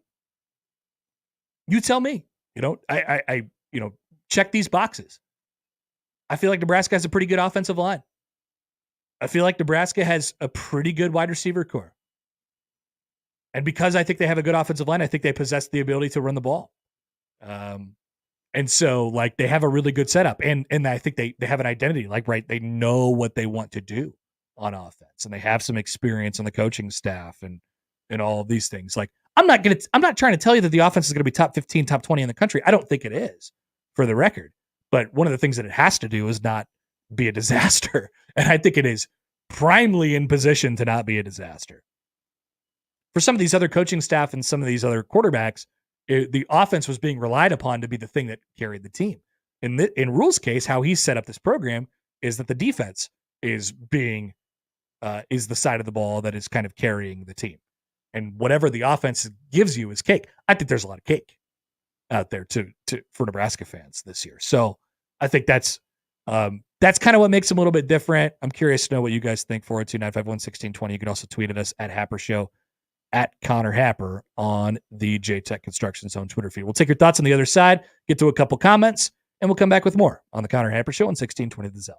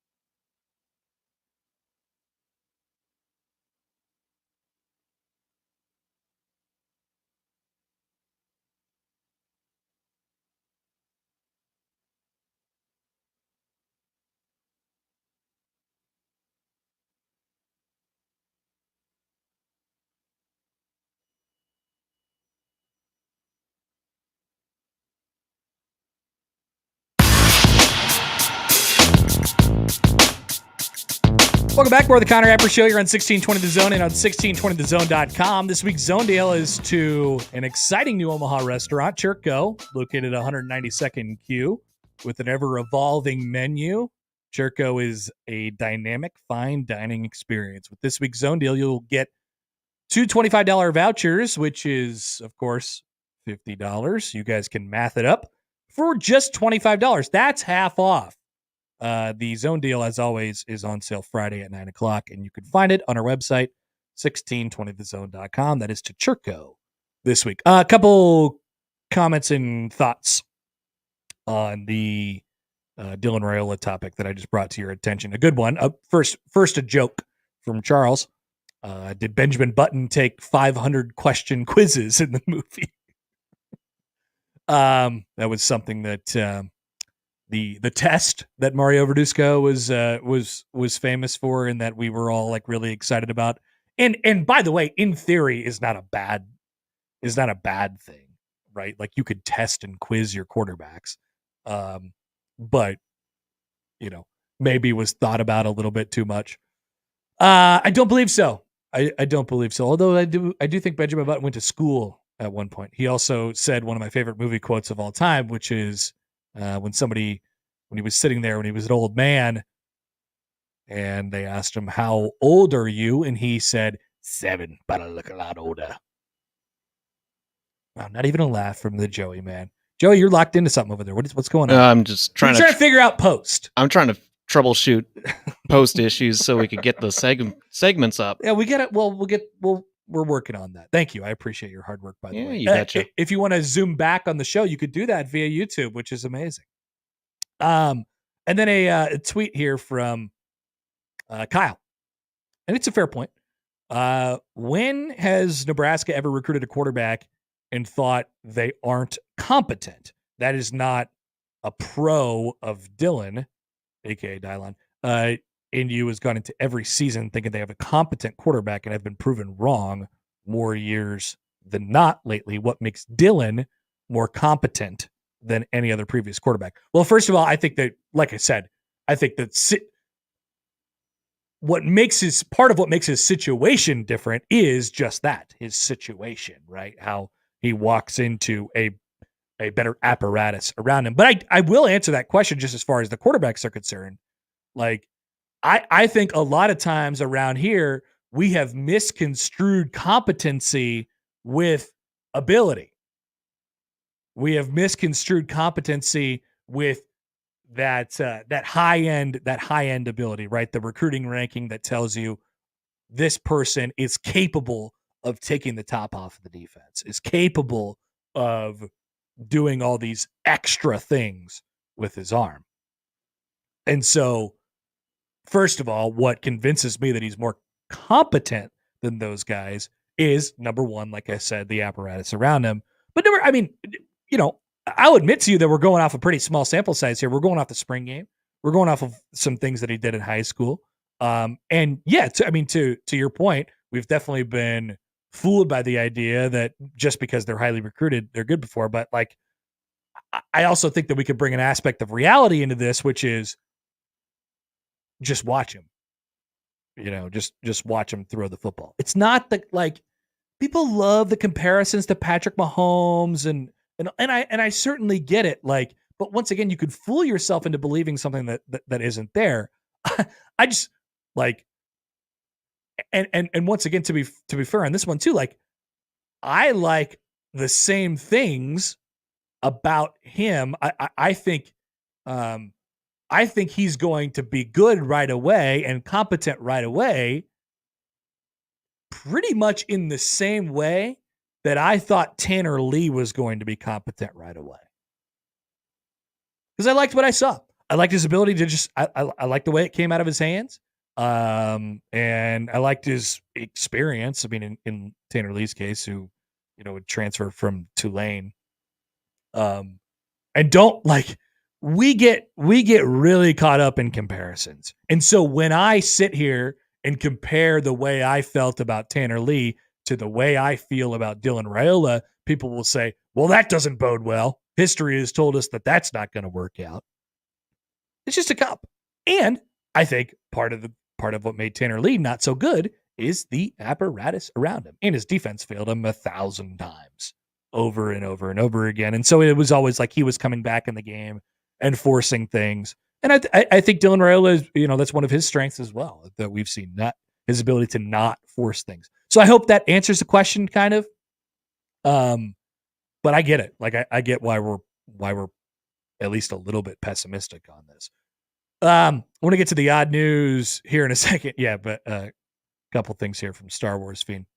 Not to be a downer, but I need to see the kid in a real college game.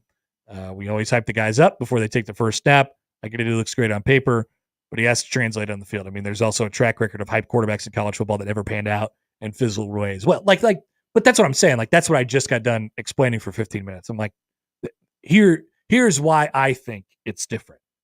I could be wrong. Just like, and Star Wars Fiend follows up one more time. He says, "Oh no, you did not just compare him to Tanner Lee." I don't think he's like Tanner Lee in the way he'll be as a quarterback. Once again, I think we get process confused with the results a lot here.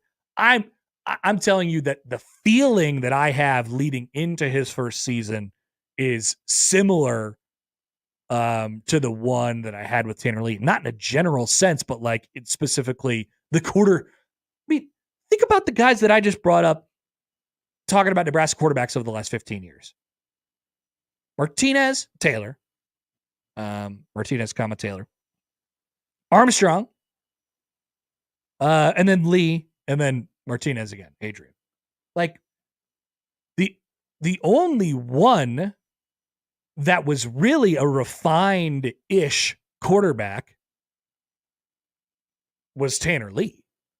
Adrian would say, well, I was pretty refined. Now he was injured his senior year of high school and all that stuff. But that's the stuff that I'm talking about. Like the polished nature of what they brought to the table right away was just a little bit different.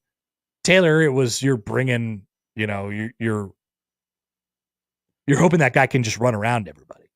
Tommy, the idea was, holy smokes, this guy has a rocket arm, and he always had a rocket arm. But can we get him to make good decisions, and can we get him to make reads and make throws? Because he possesses this ability to take the top off of the defense and make outstanding plays. Always had it, right? Tommy was really good at pulling stuff out of his butt. Really good at that. But he never developed in the area of playing quarterback, polished quarterback, or at least had a difficult time in doing that. And so the idea that Riley had was, okay, let's create this kind of system around him and make it work to his strengths. And they did that to mixed results. So yeah, like just because I mentioned Tanner Lee doesn't mean he's going to turn out like him, and this season's going to turn out like 2017. Like there's some nuance to this conversation. I want to get to the odd news here in a second, but quickly, we'll talk about the Derby and the All-Star game, a little bit in baseball reaction, which is coming up in less than an hour here.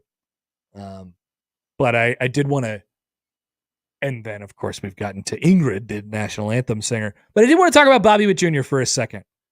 I think Bobby Witt Jr. last night had a coming out party to America.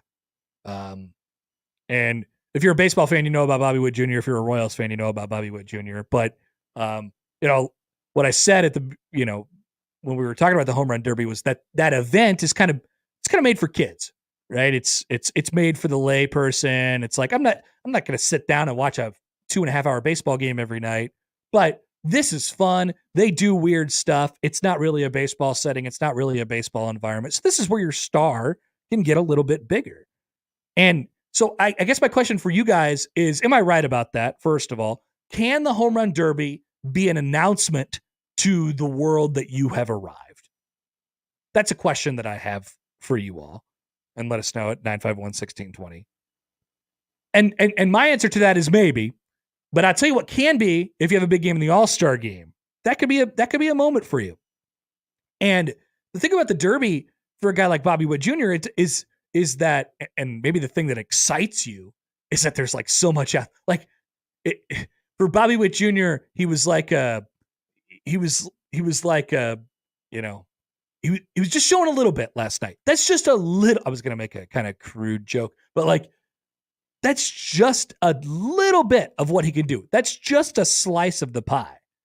And so you're more interested. And you think, man, what else is going on here? And not that it's going to make you watch baseball or anything like that. If you don't watch baseball, then you're still not going to watch it, and this doesn't mean anything to you.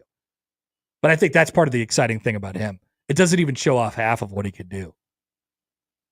And as far as my fandom is concerned, Joey, the phone is ringing. But I am not sure that I am emotionally prepared as a Royals fan for my beloved Kansas City Royals to have the best and most exciting player in baseball.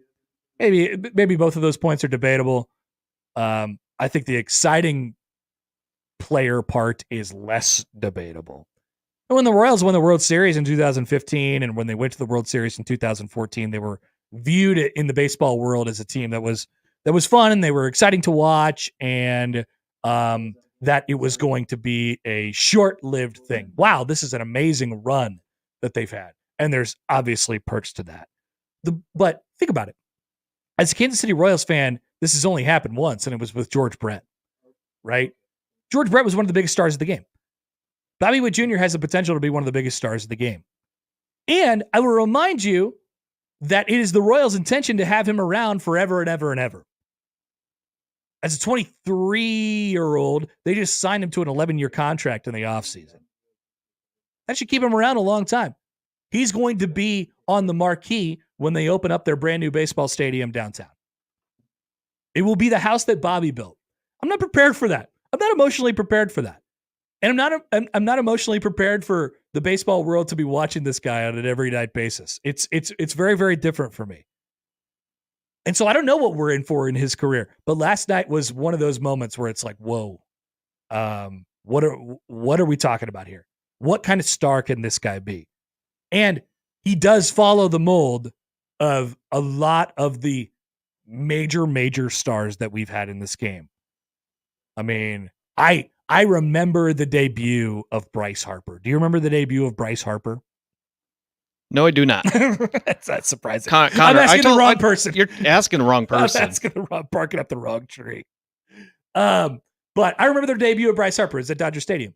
And, you know, the thing that was, he had the hair and the whole thing, and he played so hard, right? He was a runner, right? And he was able to hit for some power as well. And that was what always kind of struck you. He's got that, and you know when you look at a guy and you just say, well, that guy's got the star quality. The thing that we got to see last night that America wasn't familiar with, and that maybe the lay baseball fan wasn't familiar with, was his ability to smile and have fun, right? You need, like, there's this just it quality about the stars of our games that we have. They're good looking guys or gals, and they have this quality that you just kind of gravitate toward. Bobby Witt Jr.'s game is complete, and he has fun with it. And so I think a lot of people get to see that last night, and that was I don't know what we're in for the next 10 years of my life with Bobby Witt Jr. in it, but I'm excited for it. That's for sure.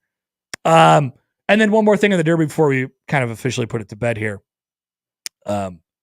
Pete Alonso taking the home run derby so seriously is always hilarious to me. Him sitting there, bobbing his head to the music and just taking it very, and it's worked out to his advantage because he has, he's won a couple of them. But Pete Alonso being a total weirdo and nerd and taking the home run derby very, very seriously, never not going to be funny to me. Put him in there every single year. It's funny. It's hilarious. And I'm glad that Pete Alonso does it. I'm glad that he's the one weirdo that's taking it seriously. We need that guy every single year, along with everybody else who's just trying to have fun and hit balls as far as they possibly can. All right, quick timeout. Time for the odd news. Joey will have it for you next on 1620 The Zone.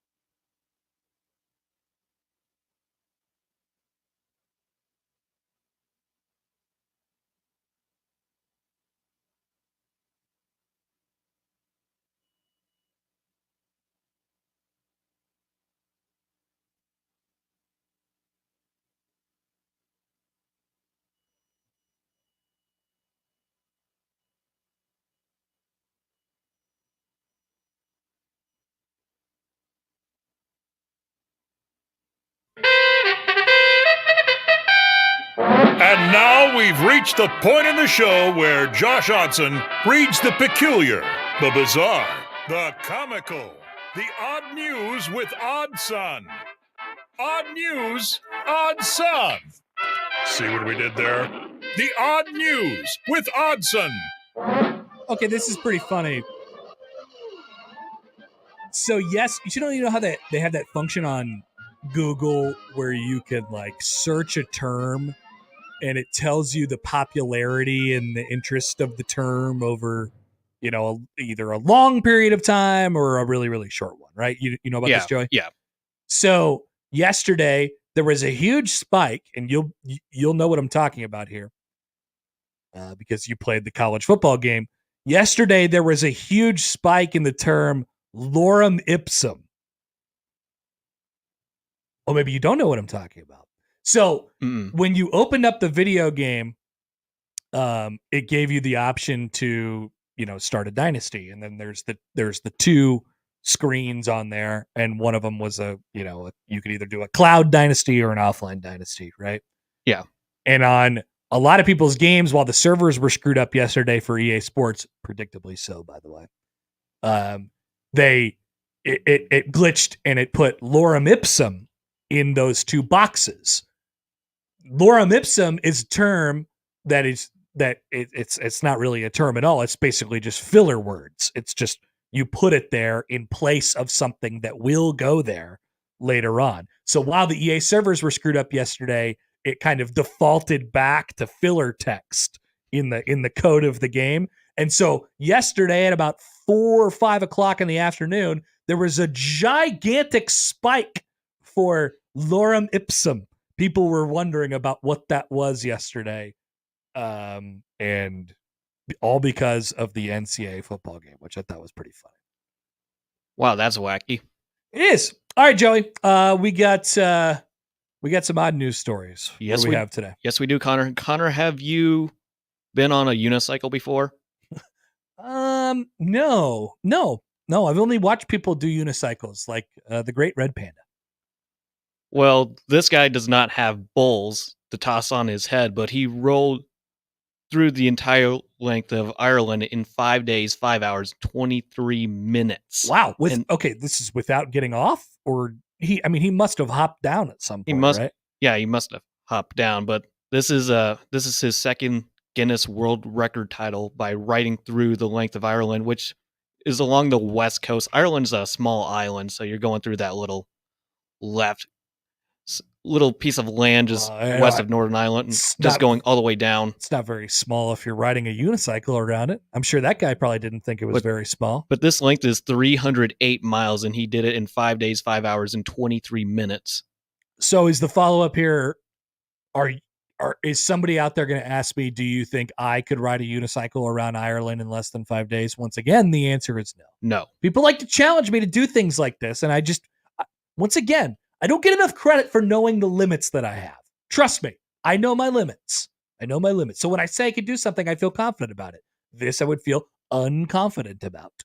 So the man is named Eamon Keaveney, which is a common name in Ireland, but he told Guinness World Records the title for fastest crossing of Ireland by unicycle appealed to him because it seemed like a perfect mix of daunting and ridiculous. Yeah, I think that's basically what people are going for in terms of records these days.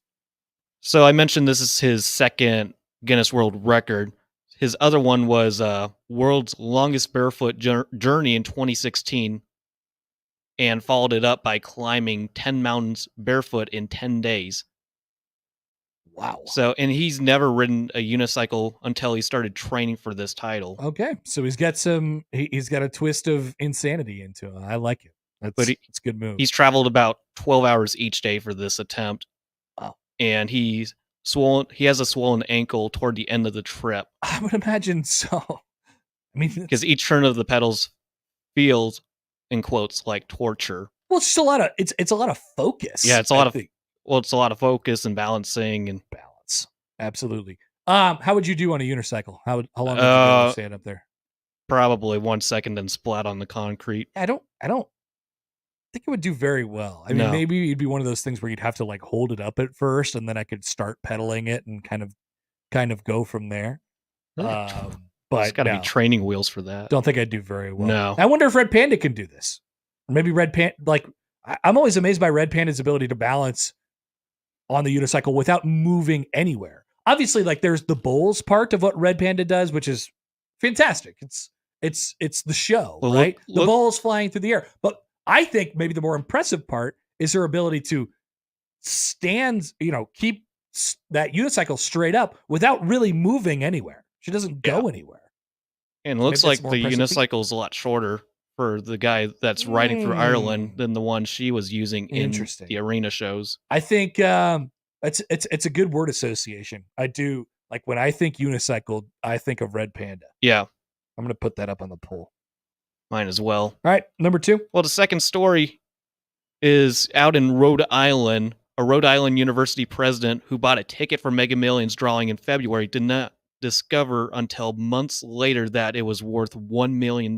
So he did find it though, because I think we had this story recently where the ticket was still out there unclaimed. So there was a person who did claim this ticket. Yeah, it was the president at Roger Williams University, and his name is Giannis Miawis. Sure. But yeah, he just found it in a drawer. How many bucks? 1 million. $1 million. Imagine buying a lottery ticket, never thinking about it for several months, putting it away for 5 months, only to find it and go turn it into the store, and it turns out that you won $1 million. Yeah, Would you be mad, or would you be would that make it more satisfying? I'd be beating myself up about it. I'd be like, oh my God, I almost lost this. I mean, if I would, because I believe there's an expiration period on this. You have to claim it within a certain period of time. Yeah, I would think assume. So. I imagine he was very, very close to losing the $1 million. Well, he's got to be fortunate to grab it because he's going to save it up for his retirement. That's what he said, what he'll do with it. Yeah, I would do the same thing. By the way, poll question up at Happer Show. Poll question number 2 of the day. When you think of a unicycle, do you think of Red Panda? So please vote. One more, Joey? Yeah, one more. This is over in China. Man tries taking 104 snakes in his pants through Chinese checkpoint. Snakes in pants, not snakes. He tried to make it snakes on a plane, and he only got snakes in pants. Yeah, so the man was trying to get through Futan Port between Hong Kong and mainland China when he was intercepted and inspected by customs officers. Officers found the man had 6 canvas bags on him sealed with adhesive tape in his pants pockets. Upon opening them, officers saw that each bag had a number of colorful and different forms of living snakes. And they counted 104 overall, including species not native to China. So you got milk snakes, western hognose snakes, corn brocade snakes, Texas rat snakes, and cow snakes. So he was smuggling snakes. Yes. That's what we're saying. Yes. So I guess I give credit to this guy because he was, at least he put the snakes in a pouch and sealed them so the snakes weren't to harm him in any way, shape, or form. Yeah. Really, the oddity of the story is not what the headline would have you believe. The oddity of this story is not that a guy had 100 snakes in his pants, because they weren't loose in there. That's I'm not going to say that's normal. But the oddity is that he was trying to smuggle the snakes from country to country and got caught at customs. And yes, put him in his pants to do so. But he was in no danger of getting bit by that, because your brain goes, when you see the headline that says guy has a bunch of snakes in his pants, you're probably like, oh wow, he probably got bit on the junk, right? That's where we're going here. Didn't happen. He took his proper precautions. So shout out to that guy. Got to give him credit. Indeed you do. He just got caught. He just got caught. Did not get bit on his junk. Star Wars Fiend writes in, I do have more questions, hammer, parachute pants, how long were the snakes, things like that. I'm curious as well, 100 snakes. I just don't think it seems physically possible. I have a picture. There are a bunch of long, real skinny looking snakes. So they're small snakes? Yeah, they're. How big were the pants? Things of that nature. Yeah, I have no Was he a information. big? Was he a big man? No picture.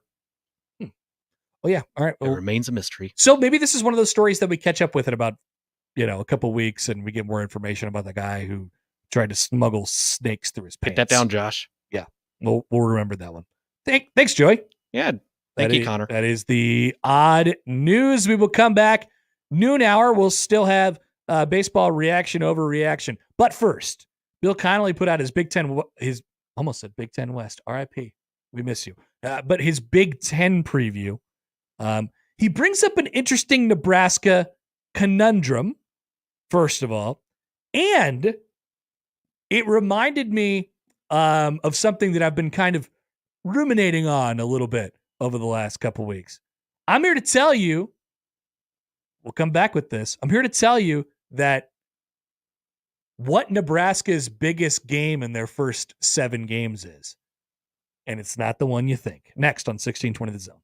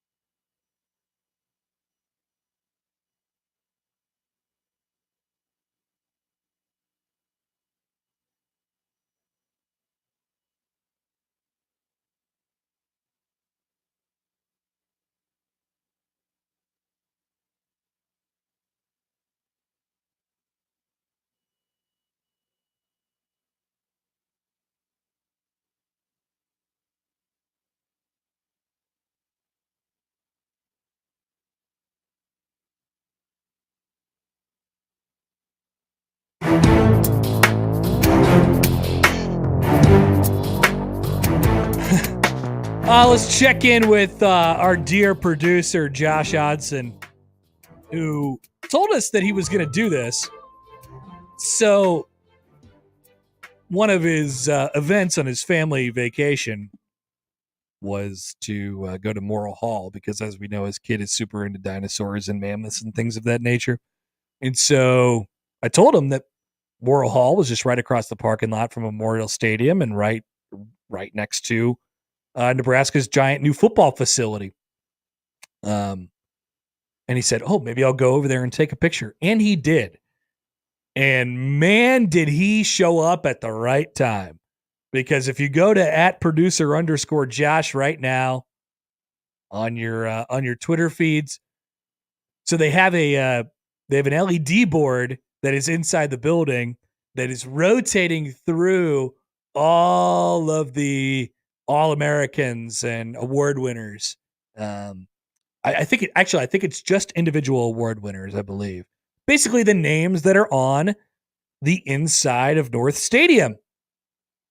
And guess whose name just happened to be displayed as Josh snapped off a picture? Gee, I wonder. Trev Alberts. Oh boy. Trev Alberts. Gigantic sign in the front of Nebraska's giant new glass facility that says Trev Alberts, linebacker, 1990 to 1993. 1993 Butkus Award winner. Incredible job by Josh. Incredible timing. Impeccable stuff by him. You can go check that out on his Twitter. I also retweeted it at Connor Happer. Perfect. Couldn't imagine a better scenario. Couldn't imagine a better setup for Josh's beautiful vacation that he's taken to lovely Lincoln, Nebraska. All right, Bill Connolly has got the SP Plus preview of the Big Ten Conference. He also mentioned on Twitter today that this was the longest single thing that he has ever written for ESPN, given that the Big Ten is 18 teams. I suppose that makes sense.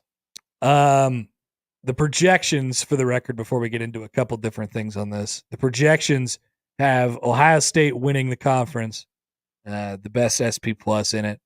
Oregon at number 2, Michigan at number 3, Penn State, USC, Iowa, UCLA, Wisconsin, Washington, Nebraska. So let's do the math there real quick. 1, 2, 3, 4, 5, 6, 7, 8, 9. That's 10th for Nebraska.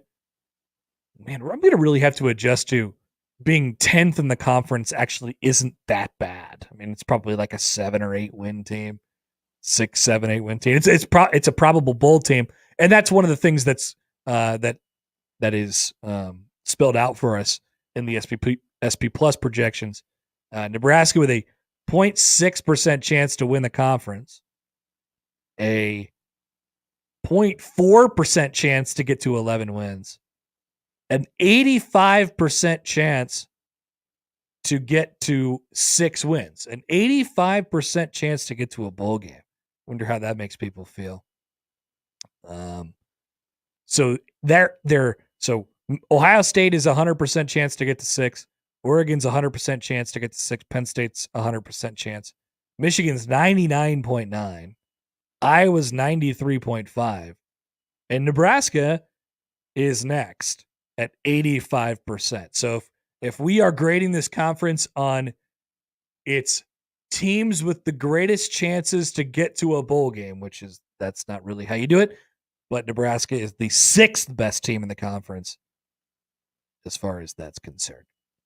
A couple of things here. I'll read you some blurbs from the Nebraska section of the preview. By the way, Nebraska falls into the category of the tier of teams in the conference that are described as a couple breaks, okay, maybe a few, in parentheses, away from a run. They are in the same category as USC, Iowa, UCLA, Wisconsin, and Washington. They're the lowest on this specific totem pole. I'll read you this. Basically, he explains how this is kind of what Matt Rule does. And then he said, Rule signed some of the knockout freshmen in the 2024 class, namely 5-star quarterback Dylan Raiola. And, just to make that one guy mad. Dylan. There you go. Sorry. Signed Dylan Raiola and 3 other ESPN 300 offensive prospects. And he resisted going overboard in the portal. Granted, a haul of 8 transfers would have been massive in the Temple Baylor years, but it's not as much in 2024. And it's perhaps noteworthy that only 3 of the 8 incoming transfers are seniors. It feels like he's building for a 2025 breakthrough at the earliest. The Huskers are projected favorites in each of their first 7 games before a brutal home stretch of 5 straight top 30 opponents.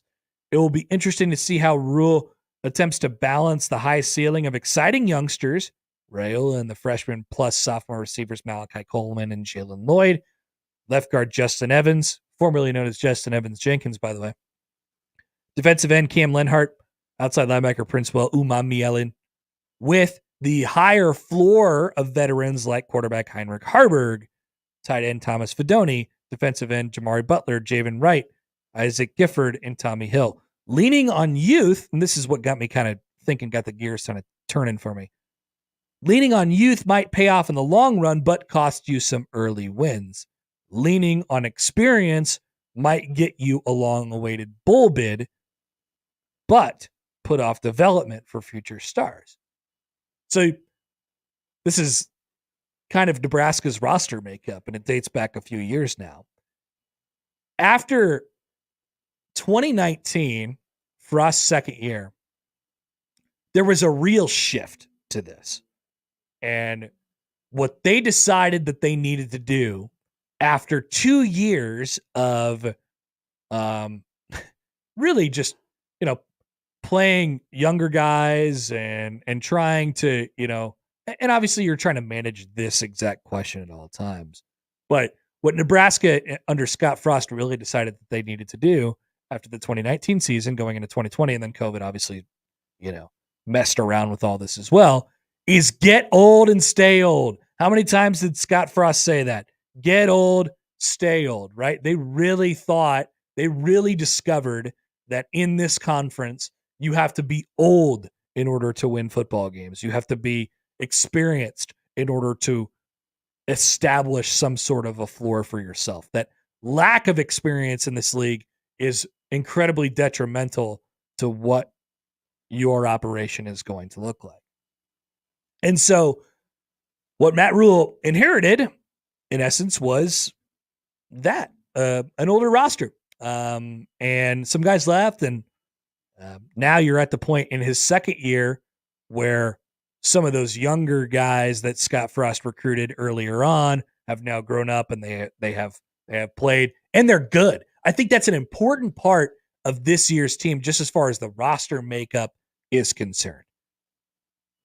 Yes, they have older, experienced guys on their roster, as I pull up my scholarship distribution.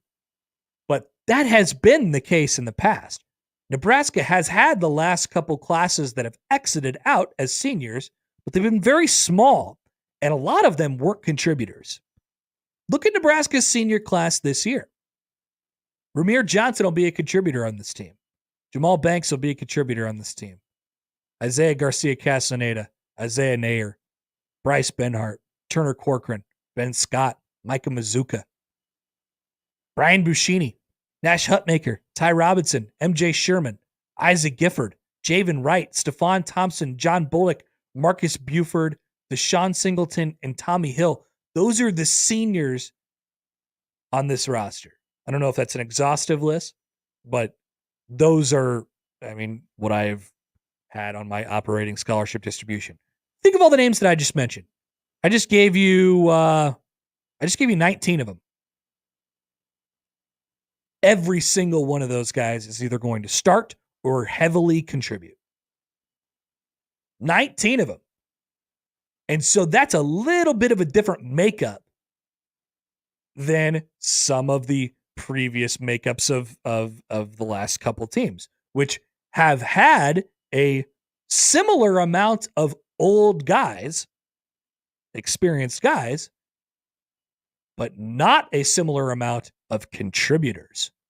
all of these guys, and this is thanks to rules work, whether it's in the transfer portal or in development, all of these guys are going to be important figures in what Nebraska does this year. So all this is to say is I'm not sure that I think that is an accurate way to describe a college roster in general, right? You have some old guys who are experienced but don't necessarily raise the ceiling of the program because you know exactly what you're going to get out of them. And then some younger guys who have the potential to raise the ceiling because of the unknown. Obviously, that is, in general, a fair way to describe just really generally any college football roster. And I think to a certain extent, this one. But I think what Matt Rule is trying to tell us is that not only he believes in these guys, those 19 seniors, and then a whole bunch of juniors that I mentioned as well, Thomas Fedoni, Gabe Irvin, Nate Borkircher, Makai Bayer, Jamari Butler, Malcolm Hartzog, guys like that. I think what Rule is trying to tell us is that he not only believes in those players, but he believes that there is more to get out of them as well, that there is more than meets the eye on the production that they have given Nebraska to this point in their careers so far. And so maybe Nebraska doesn't follow the traditional rules of how you would normally categorize a college football roster because of what Scott Frost and his staff didn't get out of those exact players. And they were able to stick around. And then in their first year under Matt Rule, they were able to realize some of that potential. And then you pair it along with God knows how many freshmen and redshirt freshmen.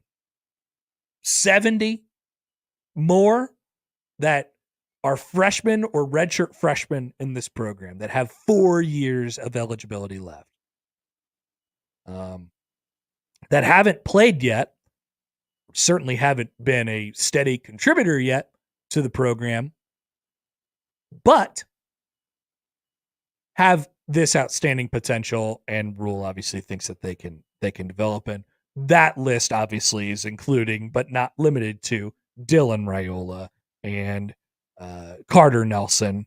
And I mean, you could even throw in guys from last year's class, or there's even a transfer or two in that group too. Dante Dowdell, who's just played the 1 year at Oregon and redshirted. Some guys along the offensive line, and then some. Hopefully, you could develop some game breakers, whether it's in the pass rush, like the aforementioned Cam Lenhart and Prince Will, and whatever else comes of that kind of group. So it's interesting, and I don't know that I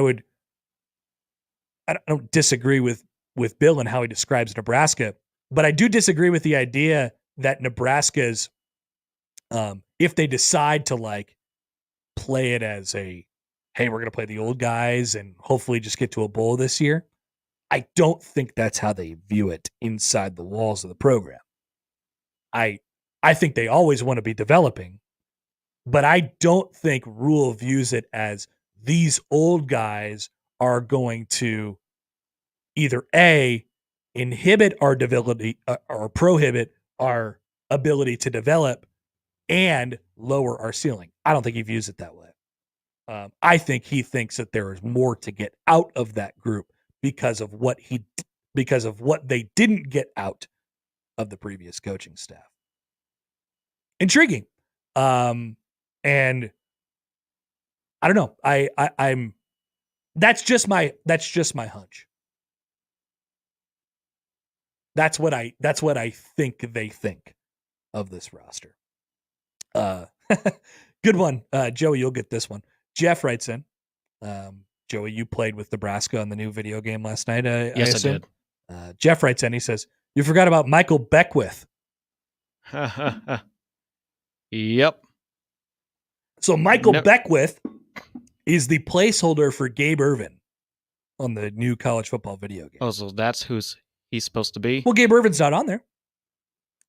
Interesting. Gabe, and as far as I didn't do a whole like poring over the roster on the video game, but like as far as I'm concerned, he was the only guy that I thought that was going to play significant playing time for Nebraska this year that was just missing straight up from the game. Maybe he didn't opt in. I don't know. Maybe that's what I was guessing. For those who did not opt in, they'll just put in random guys in the game. Yeah. To take their spot. Yeah. Maybe. CJ writes in on YouTube, by the way, back to the conversation. You could tell Rule thinks he can win now with this team. I think so too. That's the sense that I get from him. Not necessarily that they have to find this balance between playing old guys and playing young guys and developing. Obviously, he still has the best interest of the program, like in 2025 going forward. But I'm not sure, once again, I'll read it back to you, what Connolly wrote on the Big Ten preview today on ESPN. He said, and I quote from Connolly, "It feels like he is building for a 2025 breakthrough at the earliest." Pair that up with a freshman quarterback, I could see how you would get there. I don't know that that's the case. I think that there is going to, and what you'll hear beginning next week, you'll hear a twinge of urgency in Matt Rule's voice, because I think that he thinks, now I'm, jumping over here, but like, I think that he thinks that he has a really good group of seniors and there's still more to get out of them, and a talented freshman group that they'll utilize to plug holes and wherever they do. Once again, I told you about 19 guys that are going to be significant contributors just out of the senior class from this group. And then younger guys that'll be in there to plug holes.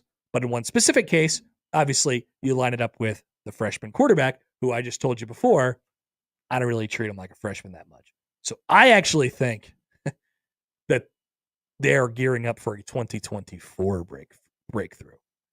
And then you match it up with the schedule, and that's how you get your 85% chance to get bowl eligible. All the more reason why starting 7-0 is important. I do have one more little piece on the idea of gearing up for a 2024 breakthrough. We'll get to that a little bit later in the show, and it's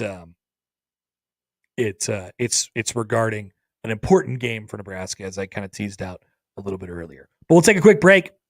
We will return with some baseball reaction, overreaction. We'll make that quick. React to a couple of the things that happened in the first half of the season. We will have our first half award winners, and look ahead a little bit to the trade deadline as well. All to come in the Connor Happer Show on 1620 The Zone.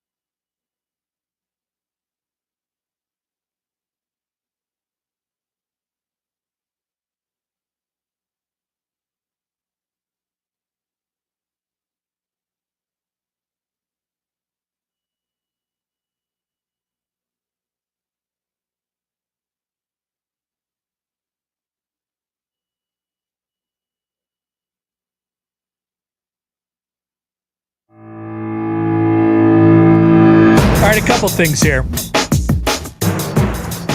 for baseball reaction overreaction. Trust me, we'll get through that quick. So, we have an update to the national anthem story from last night. Have you seen this, Joey? Have you heard about this? No. This is from the singer herself, and it's her. Ooh. It's her real account, Ingrid Andress, who had a bad night, and she is admitting that she had a bad night last night. This is what you get for believing in, this is what you get for giving people the benefit of the doubt. But here's what she writes on Twitter. I'm not going to BS y'all. I was drunk last night. Before you laugh, she says, I'm checking myself into a facility today to get the help I need. That was not me last night. I apologize to Major League Baseball, all the fans in this country I love so much for that rendition. I'll let y'all know how rehab is. I hear it's super fun. XO Ingrid. I got to admit, out of all the things, I didn't expect that. I did not expect that. We certainly wish her good luck in her recovery as she and applaud her for getting the help that she needs. I did not think that was going to happen. I did not think that was going to be the update to this story that we got today. I thought there was going to be something about how she had something in her ear and it just, or whatever it was. And, yeah. Out of all, we did not expect it to be that. So, Joe, you said you took a call earlier on the old hotline there. Yes, I did. And somebody called in and they were like, I reached out to the Rangers for comment. I don't know who this person was. Yeah, they were checking to see and apparently how she got there. A representative for the Rangers, I don't know. This is just from a caller that called into our Sports Talk radio show today. They talked to a Rangers representative and they were like, "Oh yeah, sure. Well, she had a really good she had a good rehearsal and it was fine." But she has now come forward and said that she was drunk last night and she's going to check herself into rehab. Wow. Nick from St. Louis writes in. He says, now you have to kind of commend her for doing it and finishing it. It's like, yeah, kind of do. And so, yeah, that is a wild update to that weird story last night. Charles writes in, he says, that was not on my bingo card. No, wasn't on mine either. All right, let's do baseball reaction overreaction here. We will get through these pretty quickly. Joey has got the questions that the writers have created for us today. They're not all questions. They're not all like statements. There's a variety of different things going on in here. Just looking at them prior to Joey. What do we have first? Hold on, Connor. Let me pull that up. Oh, sorry. I kind of sprung this on you. No, you're good. Yeah, just right there in the MLB reaction overreaction segment. Just read that first line there. Or I could just go for it. Well, Connor Happer will complain on social media tonight regarding the uniforms of the baseball players for the All-Star game. That is not an overreaction. That is an appropriate reaction. Here is the take that I have every single year, and I will continue to have every single year on the date of the Midsummer Classic. Put the players back in the uniforms of their own home teams or their road jerseys, whatever they might be for the All-Star game. Put them in their regular uniforms. Part of the beauty of the All-Star game, and honestly, part of the draw for me to the All-Star game is all the colors and all the players coming together. So it look and it's not it's not like you play a baseball game and you get confused as to who's on which team. There's no element of baseball. Like everybody could be wearing the same exact blue shirt on both sides, both, the team who's hitting and the team who's in the field. And it wouldn't make a difference. Everybody would know who was on which team, but they make them wear white and they make them wear gray, usually when they're at home. And it provides this nice, colorful aspect. And I think really cool, kind of clean, symmetrical aspect to the game. And for whatever reason, well, actually, I know what reason. A couple of years ago, they went away from this because Nike decided that they were going to sell these jerseys and make a bigger deal out of them. And this is something that they wore for, in the past years before they did this stupid thing with Nike, they actually flipped it from how it was. They used to be, so during the home run derby, they would wear whatever crazy, weird all-star jerseys that they were designed based on the city and the teams for the home run derby. And then for the game, they'd go back to wearing their regular jerseys. I always thought that was really cool, and I liked it that way. Now it's flipped. In the home run derby, they wear their team jerseys with whatever wacko socks they want to wear, whatever all-star hat. That's fine. You can do whatever you want to the hat.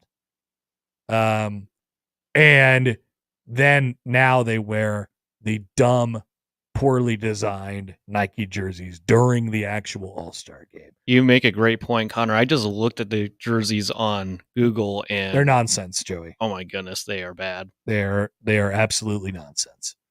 All right, next.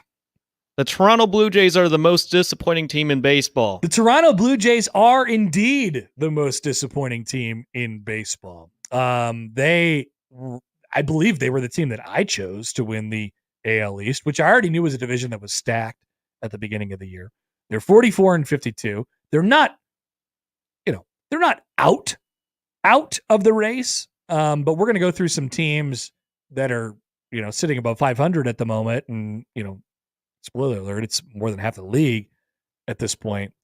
The Blue Jays they had all the tools to be pretty good. A halfway decent pitching staff or to a good pitching staff. Some guys that obviously they were hoping that panned out better that haven't, such as Alek Manoah is actually a good example of that, even though he's been on the rough side of things for the last couple of years now.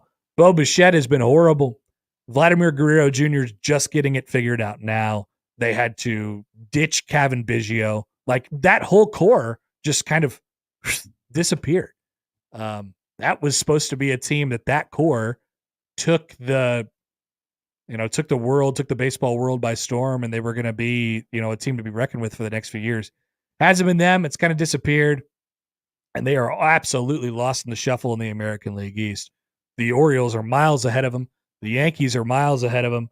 And the Red Sox have come out of nowhere this year. I shouldn't say nowhere, but the Red Sox have competed with similar tools to what, in fact, maybe even worse tools than what the Blue Jays have had at their disposal in terms of quality of players. So the Blue Jays, absolutely the most disappointing team in baseball so far this year. Next. Speaking of frauds, which team over 500 is most likely to fall off the cliff in the second half? Okay. Here's your options, Connor. Yes. Cleveland, Baltimore, New York, Minnesota, Boston, Kansas City, Seattle, Houston in the AL. Over in the NL, there's Philadelphia, LA, Milwaukee, Atlanta, St. Louis, San Diego, New York, and Arizona. Did you know there's one team exactly at the 500 mark, and that's the Pittsburgh Pirates? I did not know that. There was only one team at 500. So I'm looking at it right now. They're 48-48. So let's count them out. 1, 2, 3, 4, 5, 6, 7, 8 teams above 500 in the AL. 1, 2, 3, 4, 5, 6, 7, 8 teams above 500 in the NL, and one team at 500 also in the NL. That's more than half the league. It's above 500 at this point. And so I'm not saying that you can just straight up eliminate the teams that are that are not qualified for this list at this point. But we talked about it a couple of weeks ago. We can't eliminate a few. Sorry to the A's. Sorry to the White Sox. The Blue Jays are really right on that precipice as of right now. And then you have in the National League, the Marlins are way, way gone, and the Rockies are way, way gone at this point. Those are the teams that you could sort of eliminate. We have a bigger playoffs now. In Major League Baseball.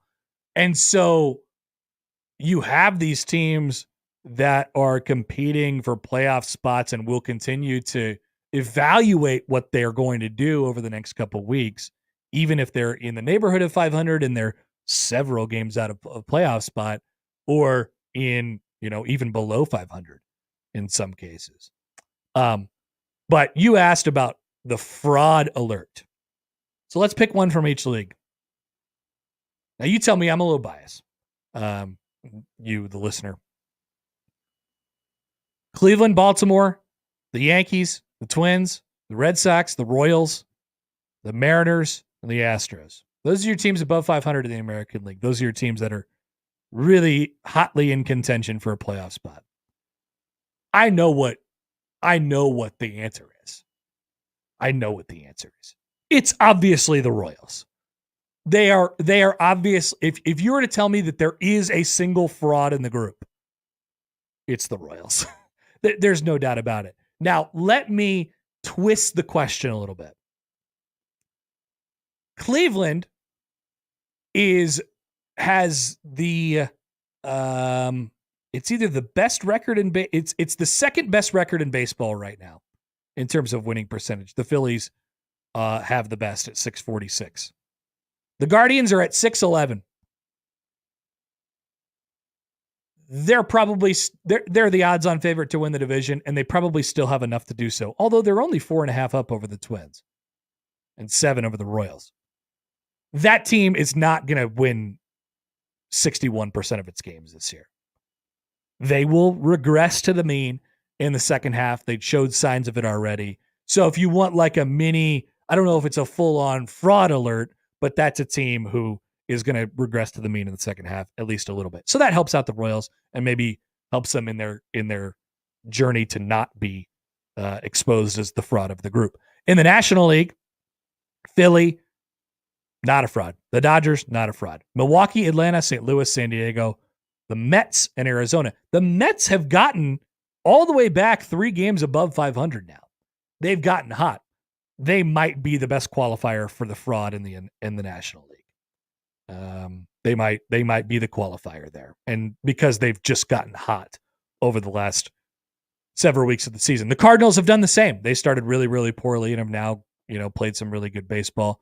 And the Brewers have won 57% of their games, but nobody picks them to win the division any years. And they're like, let's find somebody else. So they're a qualifier to be in that category as well. San Diego's kind of just hanging around. I don't think that you would even put them in the category as a fraud. Arizona started really poorly and have now kind of rebounded as well. But if I'm giving you one team from each league, it's the Royals and the Mets. Those are my teams that are on fraud watch. I have, Joey, our first half awards, if you're interested.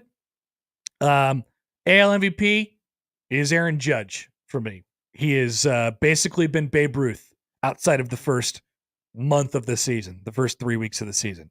He's been incredible.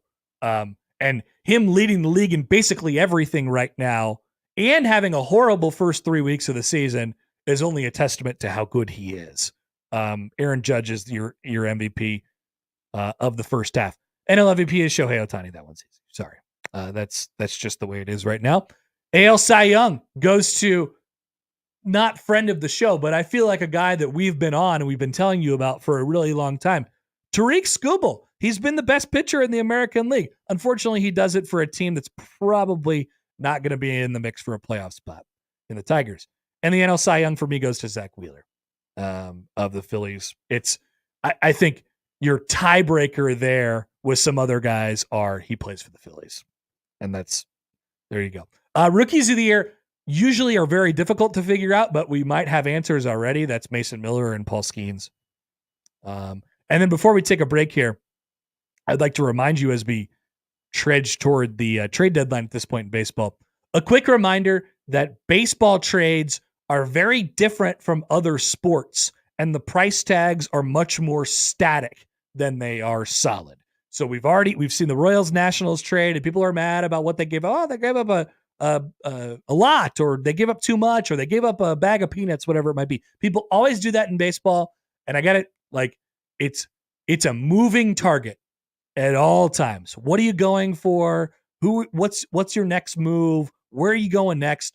And also the players that you're likely sending back are kind of moving targets. So as long as you have a plan, the trade deadline, you could work it however you'd like to work it. But what you'll see in a couple weeks here is very, very few teams selling off for parts. There's just very few teams that are out of contention at this point in the season. It kind of makes it more interesting, although it dilutes the playoffs certainly. Quick break. We'll come back. A few more things on the other side before we get to Jacob Bigelow. To come in the Connor Happer Show on 1620 The Zone.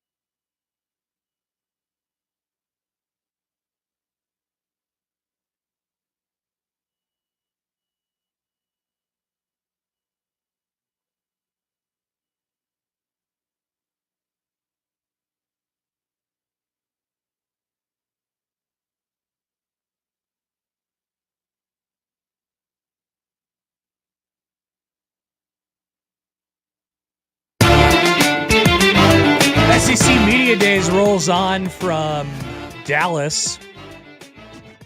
Brent Venables at the podium, where he is 16-10 in 2 seasons as Oklahoma's head coach. As I said yesterday, that's a team that needs to make a strong first impression in the SEC, and I'm not 100% sure about their ability to do so.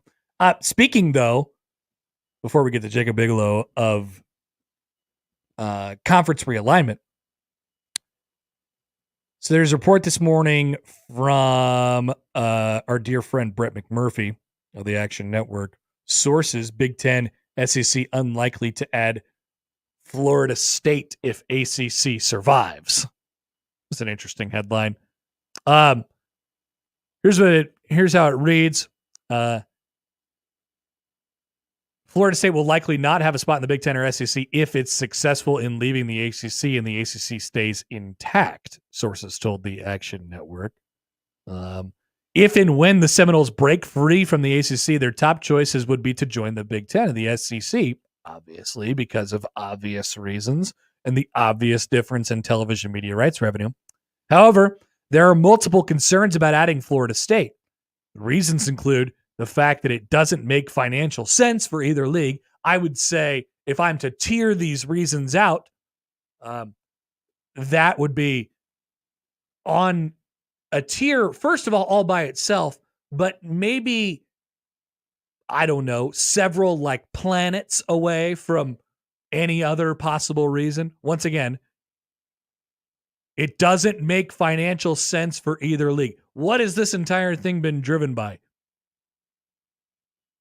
Yeah, the brands and what you're able to provide to your television provider on your television contract, your media deal, on eyes and viewership. It's about brands, man. So if both leagues have decided that it doesn't make financial sense to split the revenue that they're getting from the media deal and create another piece of the pie, it's very simple.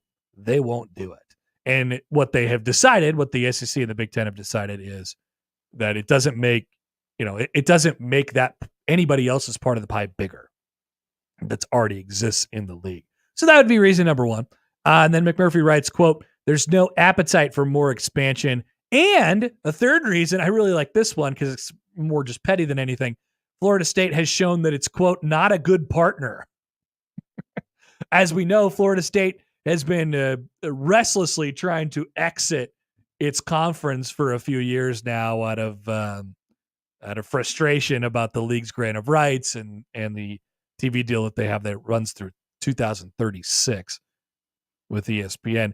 Greg Sankey was asked how closely he was watching the legal challenges that Florida State and Clemson are bringing up in order to fulfill their path to leaving the ACC. Sankey was asked about this, and he said, quote, "We're focused on our 16.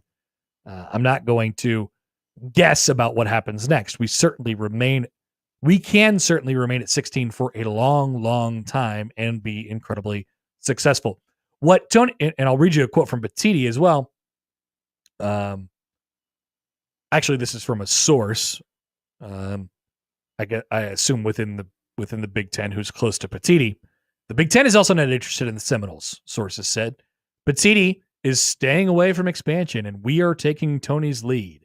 Added another, "Why would anyone want to expedite more chaos by adding Florida State?" One source cautioned, though, however, and they said, "Never say never about Florida State going to the Big Ten because there could be a path if the ACC blows up," which is another part of the equation that we could discuss maybe in a second or maybe later. Not ACC ain't budging. ACC ain't budging. They're not going anywhere. So basically, that leaves one option left for Florida State if they do intend to leave the conference and if they do indeed break free from the league, which is go to the Big 12. The Big 12 seems like they'd be happy to have them. From my standpoint, anyway, they'd be happy to have them.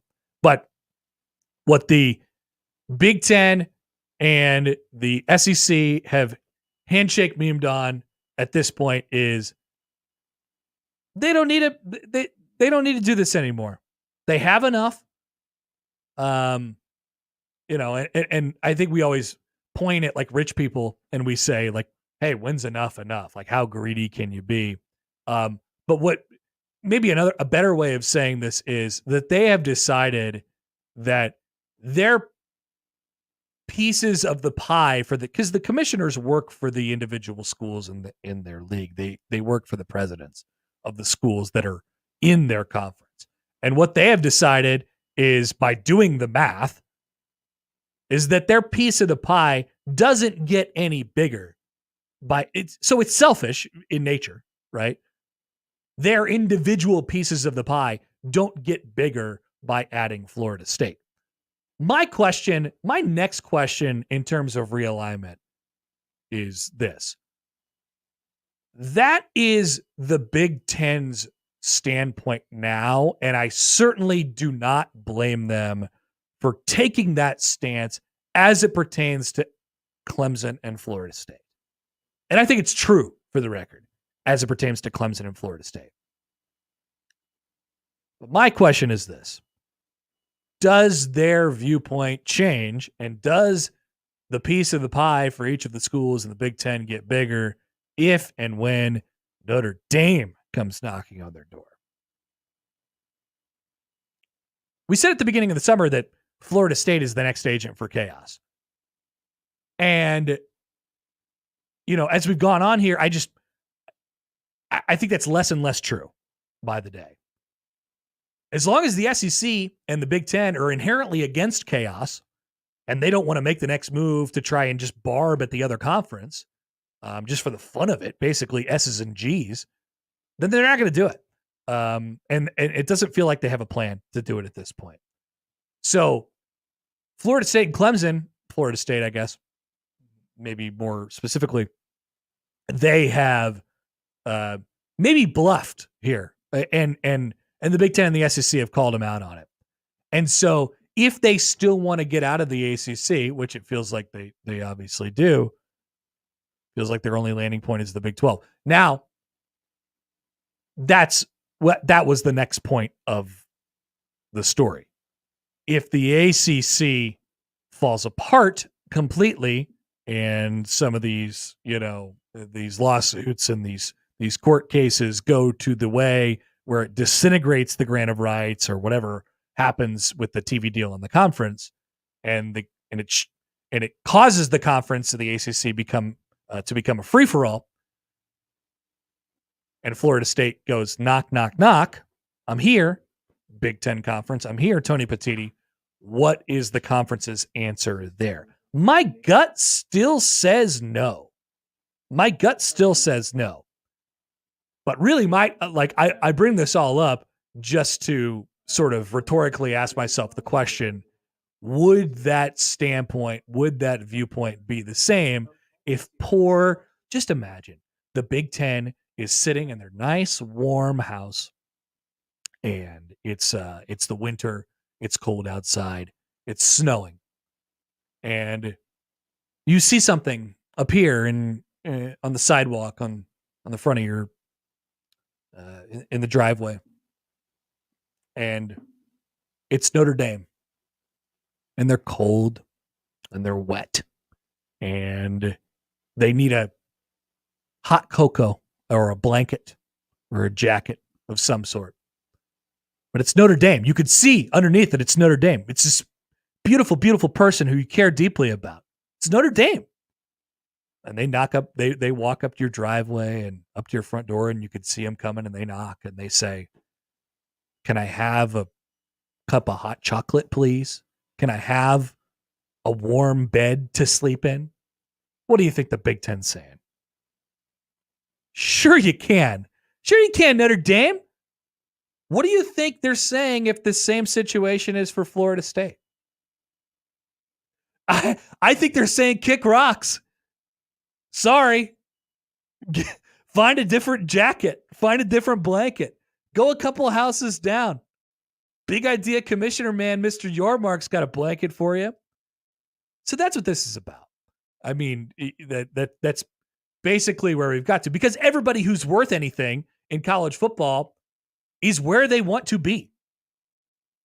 Every brand in college football, every brand in college athletics is I shouldn't say where they want to be, because everybody kind of wants to be in the I don't mean to flatter ourselves here in the Big Ten, but like everybody wants to be in the SEC and the Big Ten, just based on the money that you're able to get from it.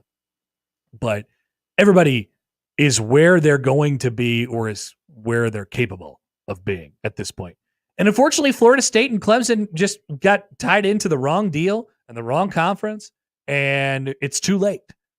And so they're out. They're cold and wet and damp, and they need a hot chocolate. Bad. And I don't think anybody's giving it to them except for maybe Mr. Yormark.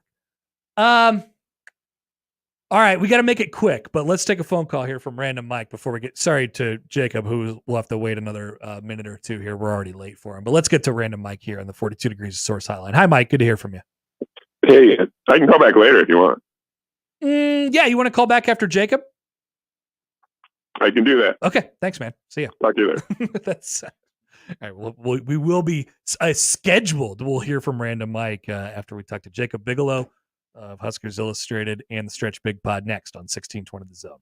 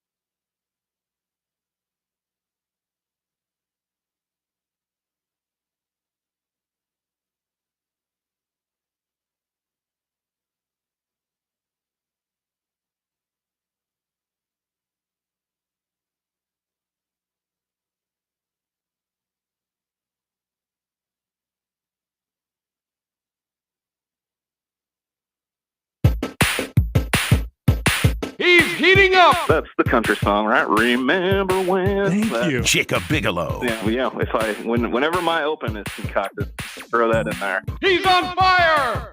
Jacob Bigelow, Huskers Illustrated, on the Connor Happer Show, on 1620, The Zone. Boom shakalaka! And we are joined on the 42 Degrees of Source hotline by our good friend Jacob Bigelow, Huskers Illustrated, and the Stretch Big podcast. Jacob, good Tuesday afternoon. How are you? I'm all right, Hap. How are you doing? Good. So usually we would spend a couple minutes and recap whatever monstrosity happened in the slow pitch softball world last night. But yet again, it has been pushed back. Now, tell me about the method in which the Lincoln softball, whatever, the thing that governs this softball league. Tell me about the method in which they use to cancel or not cancel their games. I'm still trying to get acquainted with it, but it was described to me as wet bulb, something involving wet bulbs and a wet bulb thermometer. And I guess they cancel games when the wet bulb thermometer reads at 88. And for most of the day yesterday, it was above that. So they made the call to cancel games because of the heat. And I won this. The season goes on for yet another week, and two, I learned not even learned, I still don't know what the hell it is, but I learned that wet bulbs are a thing used to measure heat in the city of Lincoln. Okay, so I have now taken the time to Google this, and Google tells me that, well, I guess AI is telling me this. AI Google. Wet bulb temperature is a measurement of how oppressive heat and humidity are, and how well the body can cool itself down through sweat.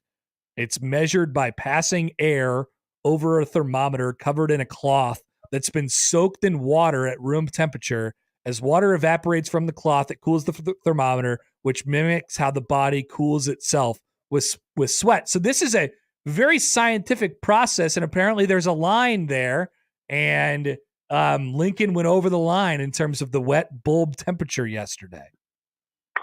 Yeah, sure sounds like it. I mean, if it's about sweat and recovery, I mean, if you haven't seen the roster of our softball team, we're not exactly a lot of prime athletes up and down the roster. So it would have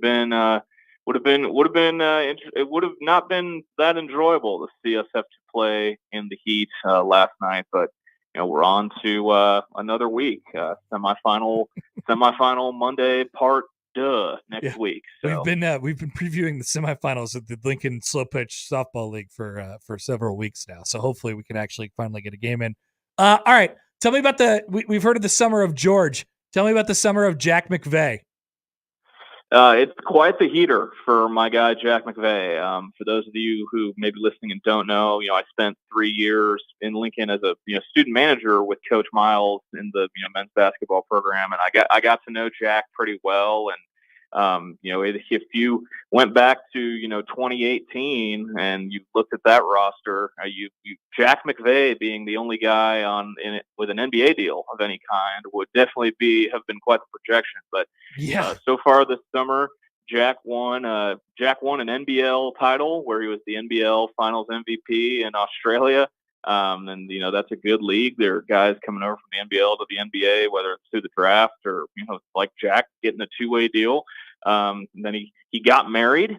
He was supposed to be on a honeymoon, but instead he was in training camp for the Australian national team. And he got the call to make the national team, which is an enormous accomplishment for him. It's been a lifelong dream of his. And then he played well in that exhibition yesterday against the U.S., guarding LeBron, guarding Jason Tatum for a little bit. And then it comes out that he gets the two-way with the Rockets. So it's been quite the heater for Jack McVeigh, but he has worked really, really hard to get to where he is. His story is actually really cool and really impressive. So he came in with I remember him coming in with a certain amount of fanfare. Like, people were excited about him, and he played a lot in his freshman year. And then it just never really came to fruition for him for whatever reason throughout his college career. It just never like turned out how we kind of thought it was going to turn out. So if you would have told me that the guy was playing professionally however many years later in his freshman year, I'd have been like, yeah, okay, I guess I get that. But certainly not by the time he left Nebraska.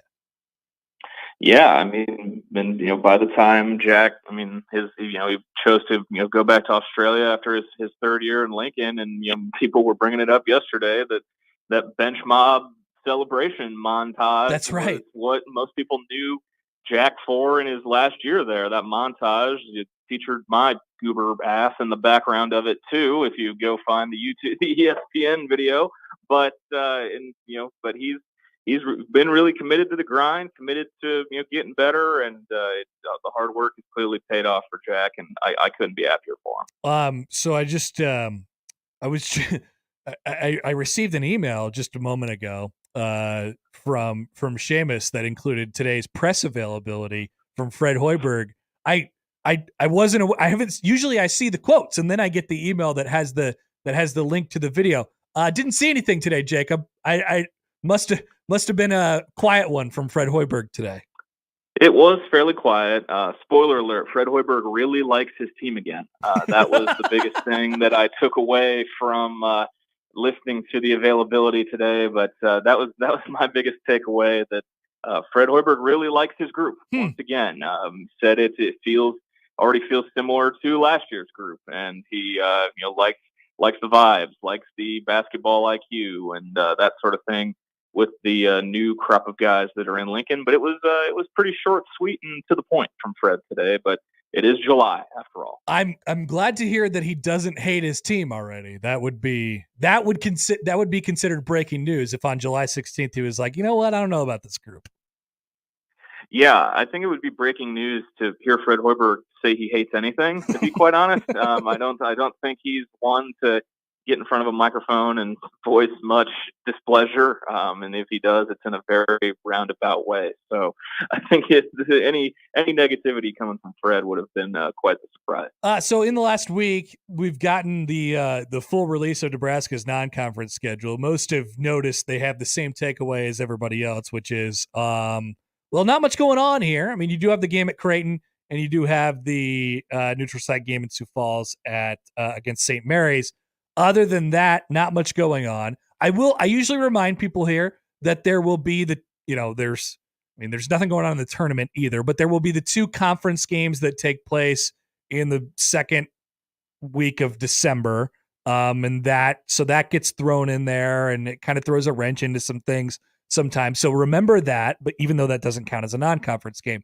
Here's my question to you, Jacob, because there's been conflicting ideas on this. I actually kind of get it for this team, although it definitely could come with downsides. If you're a coach, and specifically if you're the coach of this team, like if you're Fred Hoiberg, how are you building a non-conference schedule that works and makes sense for Nebraska basketball? It wouldn't be all that different from this one. It may feature a regional marquee, power confererence, game, maybe at a neutral or maybe even a home and home. Dare I say a home and home? Remember home and home? Yeah. But aside from that, I think, it's kind of a similar vibe to last year's, in terms of wanting to have games where a fairly new group can gel and come together, learn how to play together, and hopefully stack some wins. I get where people are coming from. The momentum coming off of an NCAA tournament berth, and the buzz that would come with that, and then you look at the slate of games that are going to be at PBA, and it's a little quite underwhelming, to put it lightly. But I mean, my scheduling philosophy wouldn't be too far off. I think they're looking to add some wins to the resume before they get to Big Ten play. They'll have the two most marquee games on the slate are 5 days apart. The game in Sioux Falls against St. Mary's, and then the game in Omaha against Creighton. So they'll, if reality hasn't hit them, it'll hit them quick in the span of 5 days, no matter how the season starts with those two games. But my schedule building philosophy, it wouldn't be much different from how they've gone about it with this one. Either way you cut it, I want to get your thought on this. Like, either way you cut it, if you're, we have two really good examples of this locally. Like Nebraska they have approached it this way. Creighton, with guys who are experienced and they've returned a lot over the last couple of years, they have approached it the exact opposite way. They've really wanted to challenge themselves. Both have done it to their advantage and to their detriment, really, over the last couple of years. When you have, Creighton really pushed itself too hard 2 years ago when they lost those games in December, and they were beat up and injured and all that stuff. Nebraska Nebraska had it work out for them last year when they had the schedule a lot like they've built for this year. And they went, they won 11 games in the non-conference and didn't really have to challenge themselves at all. So I think there's a whole bunch of different ways to skin a cat, and really every coach to a man, Jacob, will tell you that you build the schedule based on the type of team you have. It's not for the fan base. It's not to give your fans a cool, home and home with Kansas or whatever it is. But that's nice that they can do that. But it's really for the team you have. So I have no problem with the way that they've done it.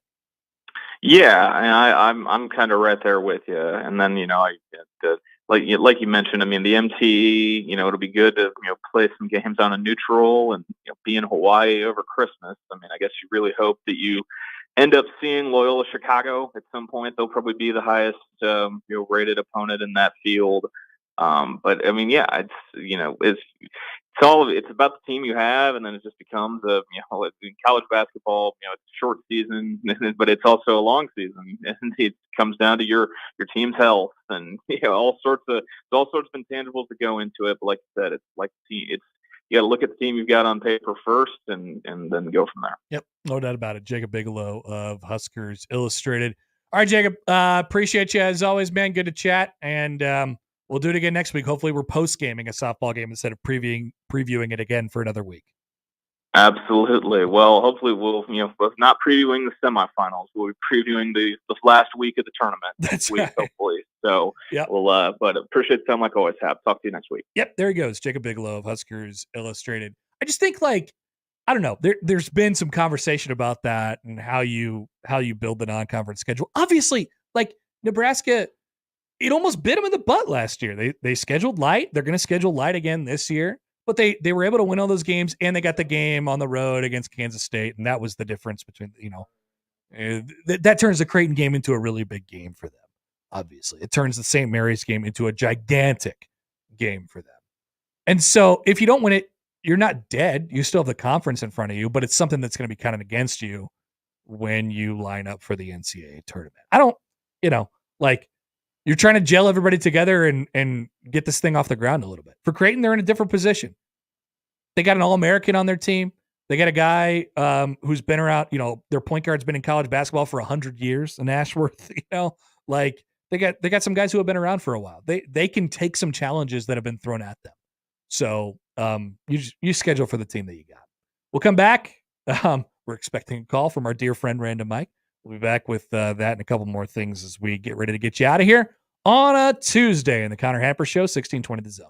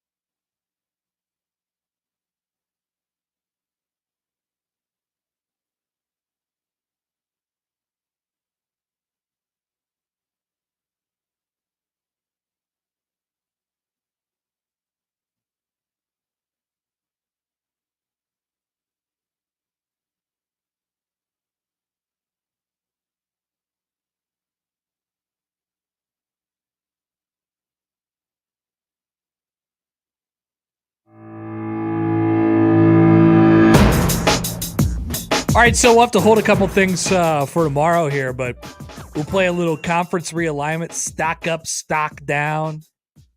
I do want to get to that. And there was a story, ESPN. We're starting to get into some more football stuff.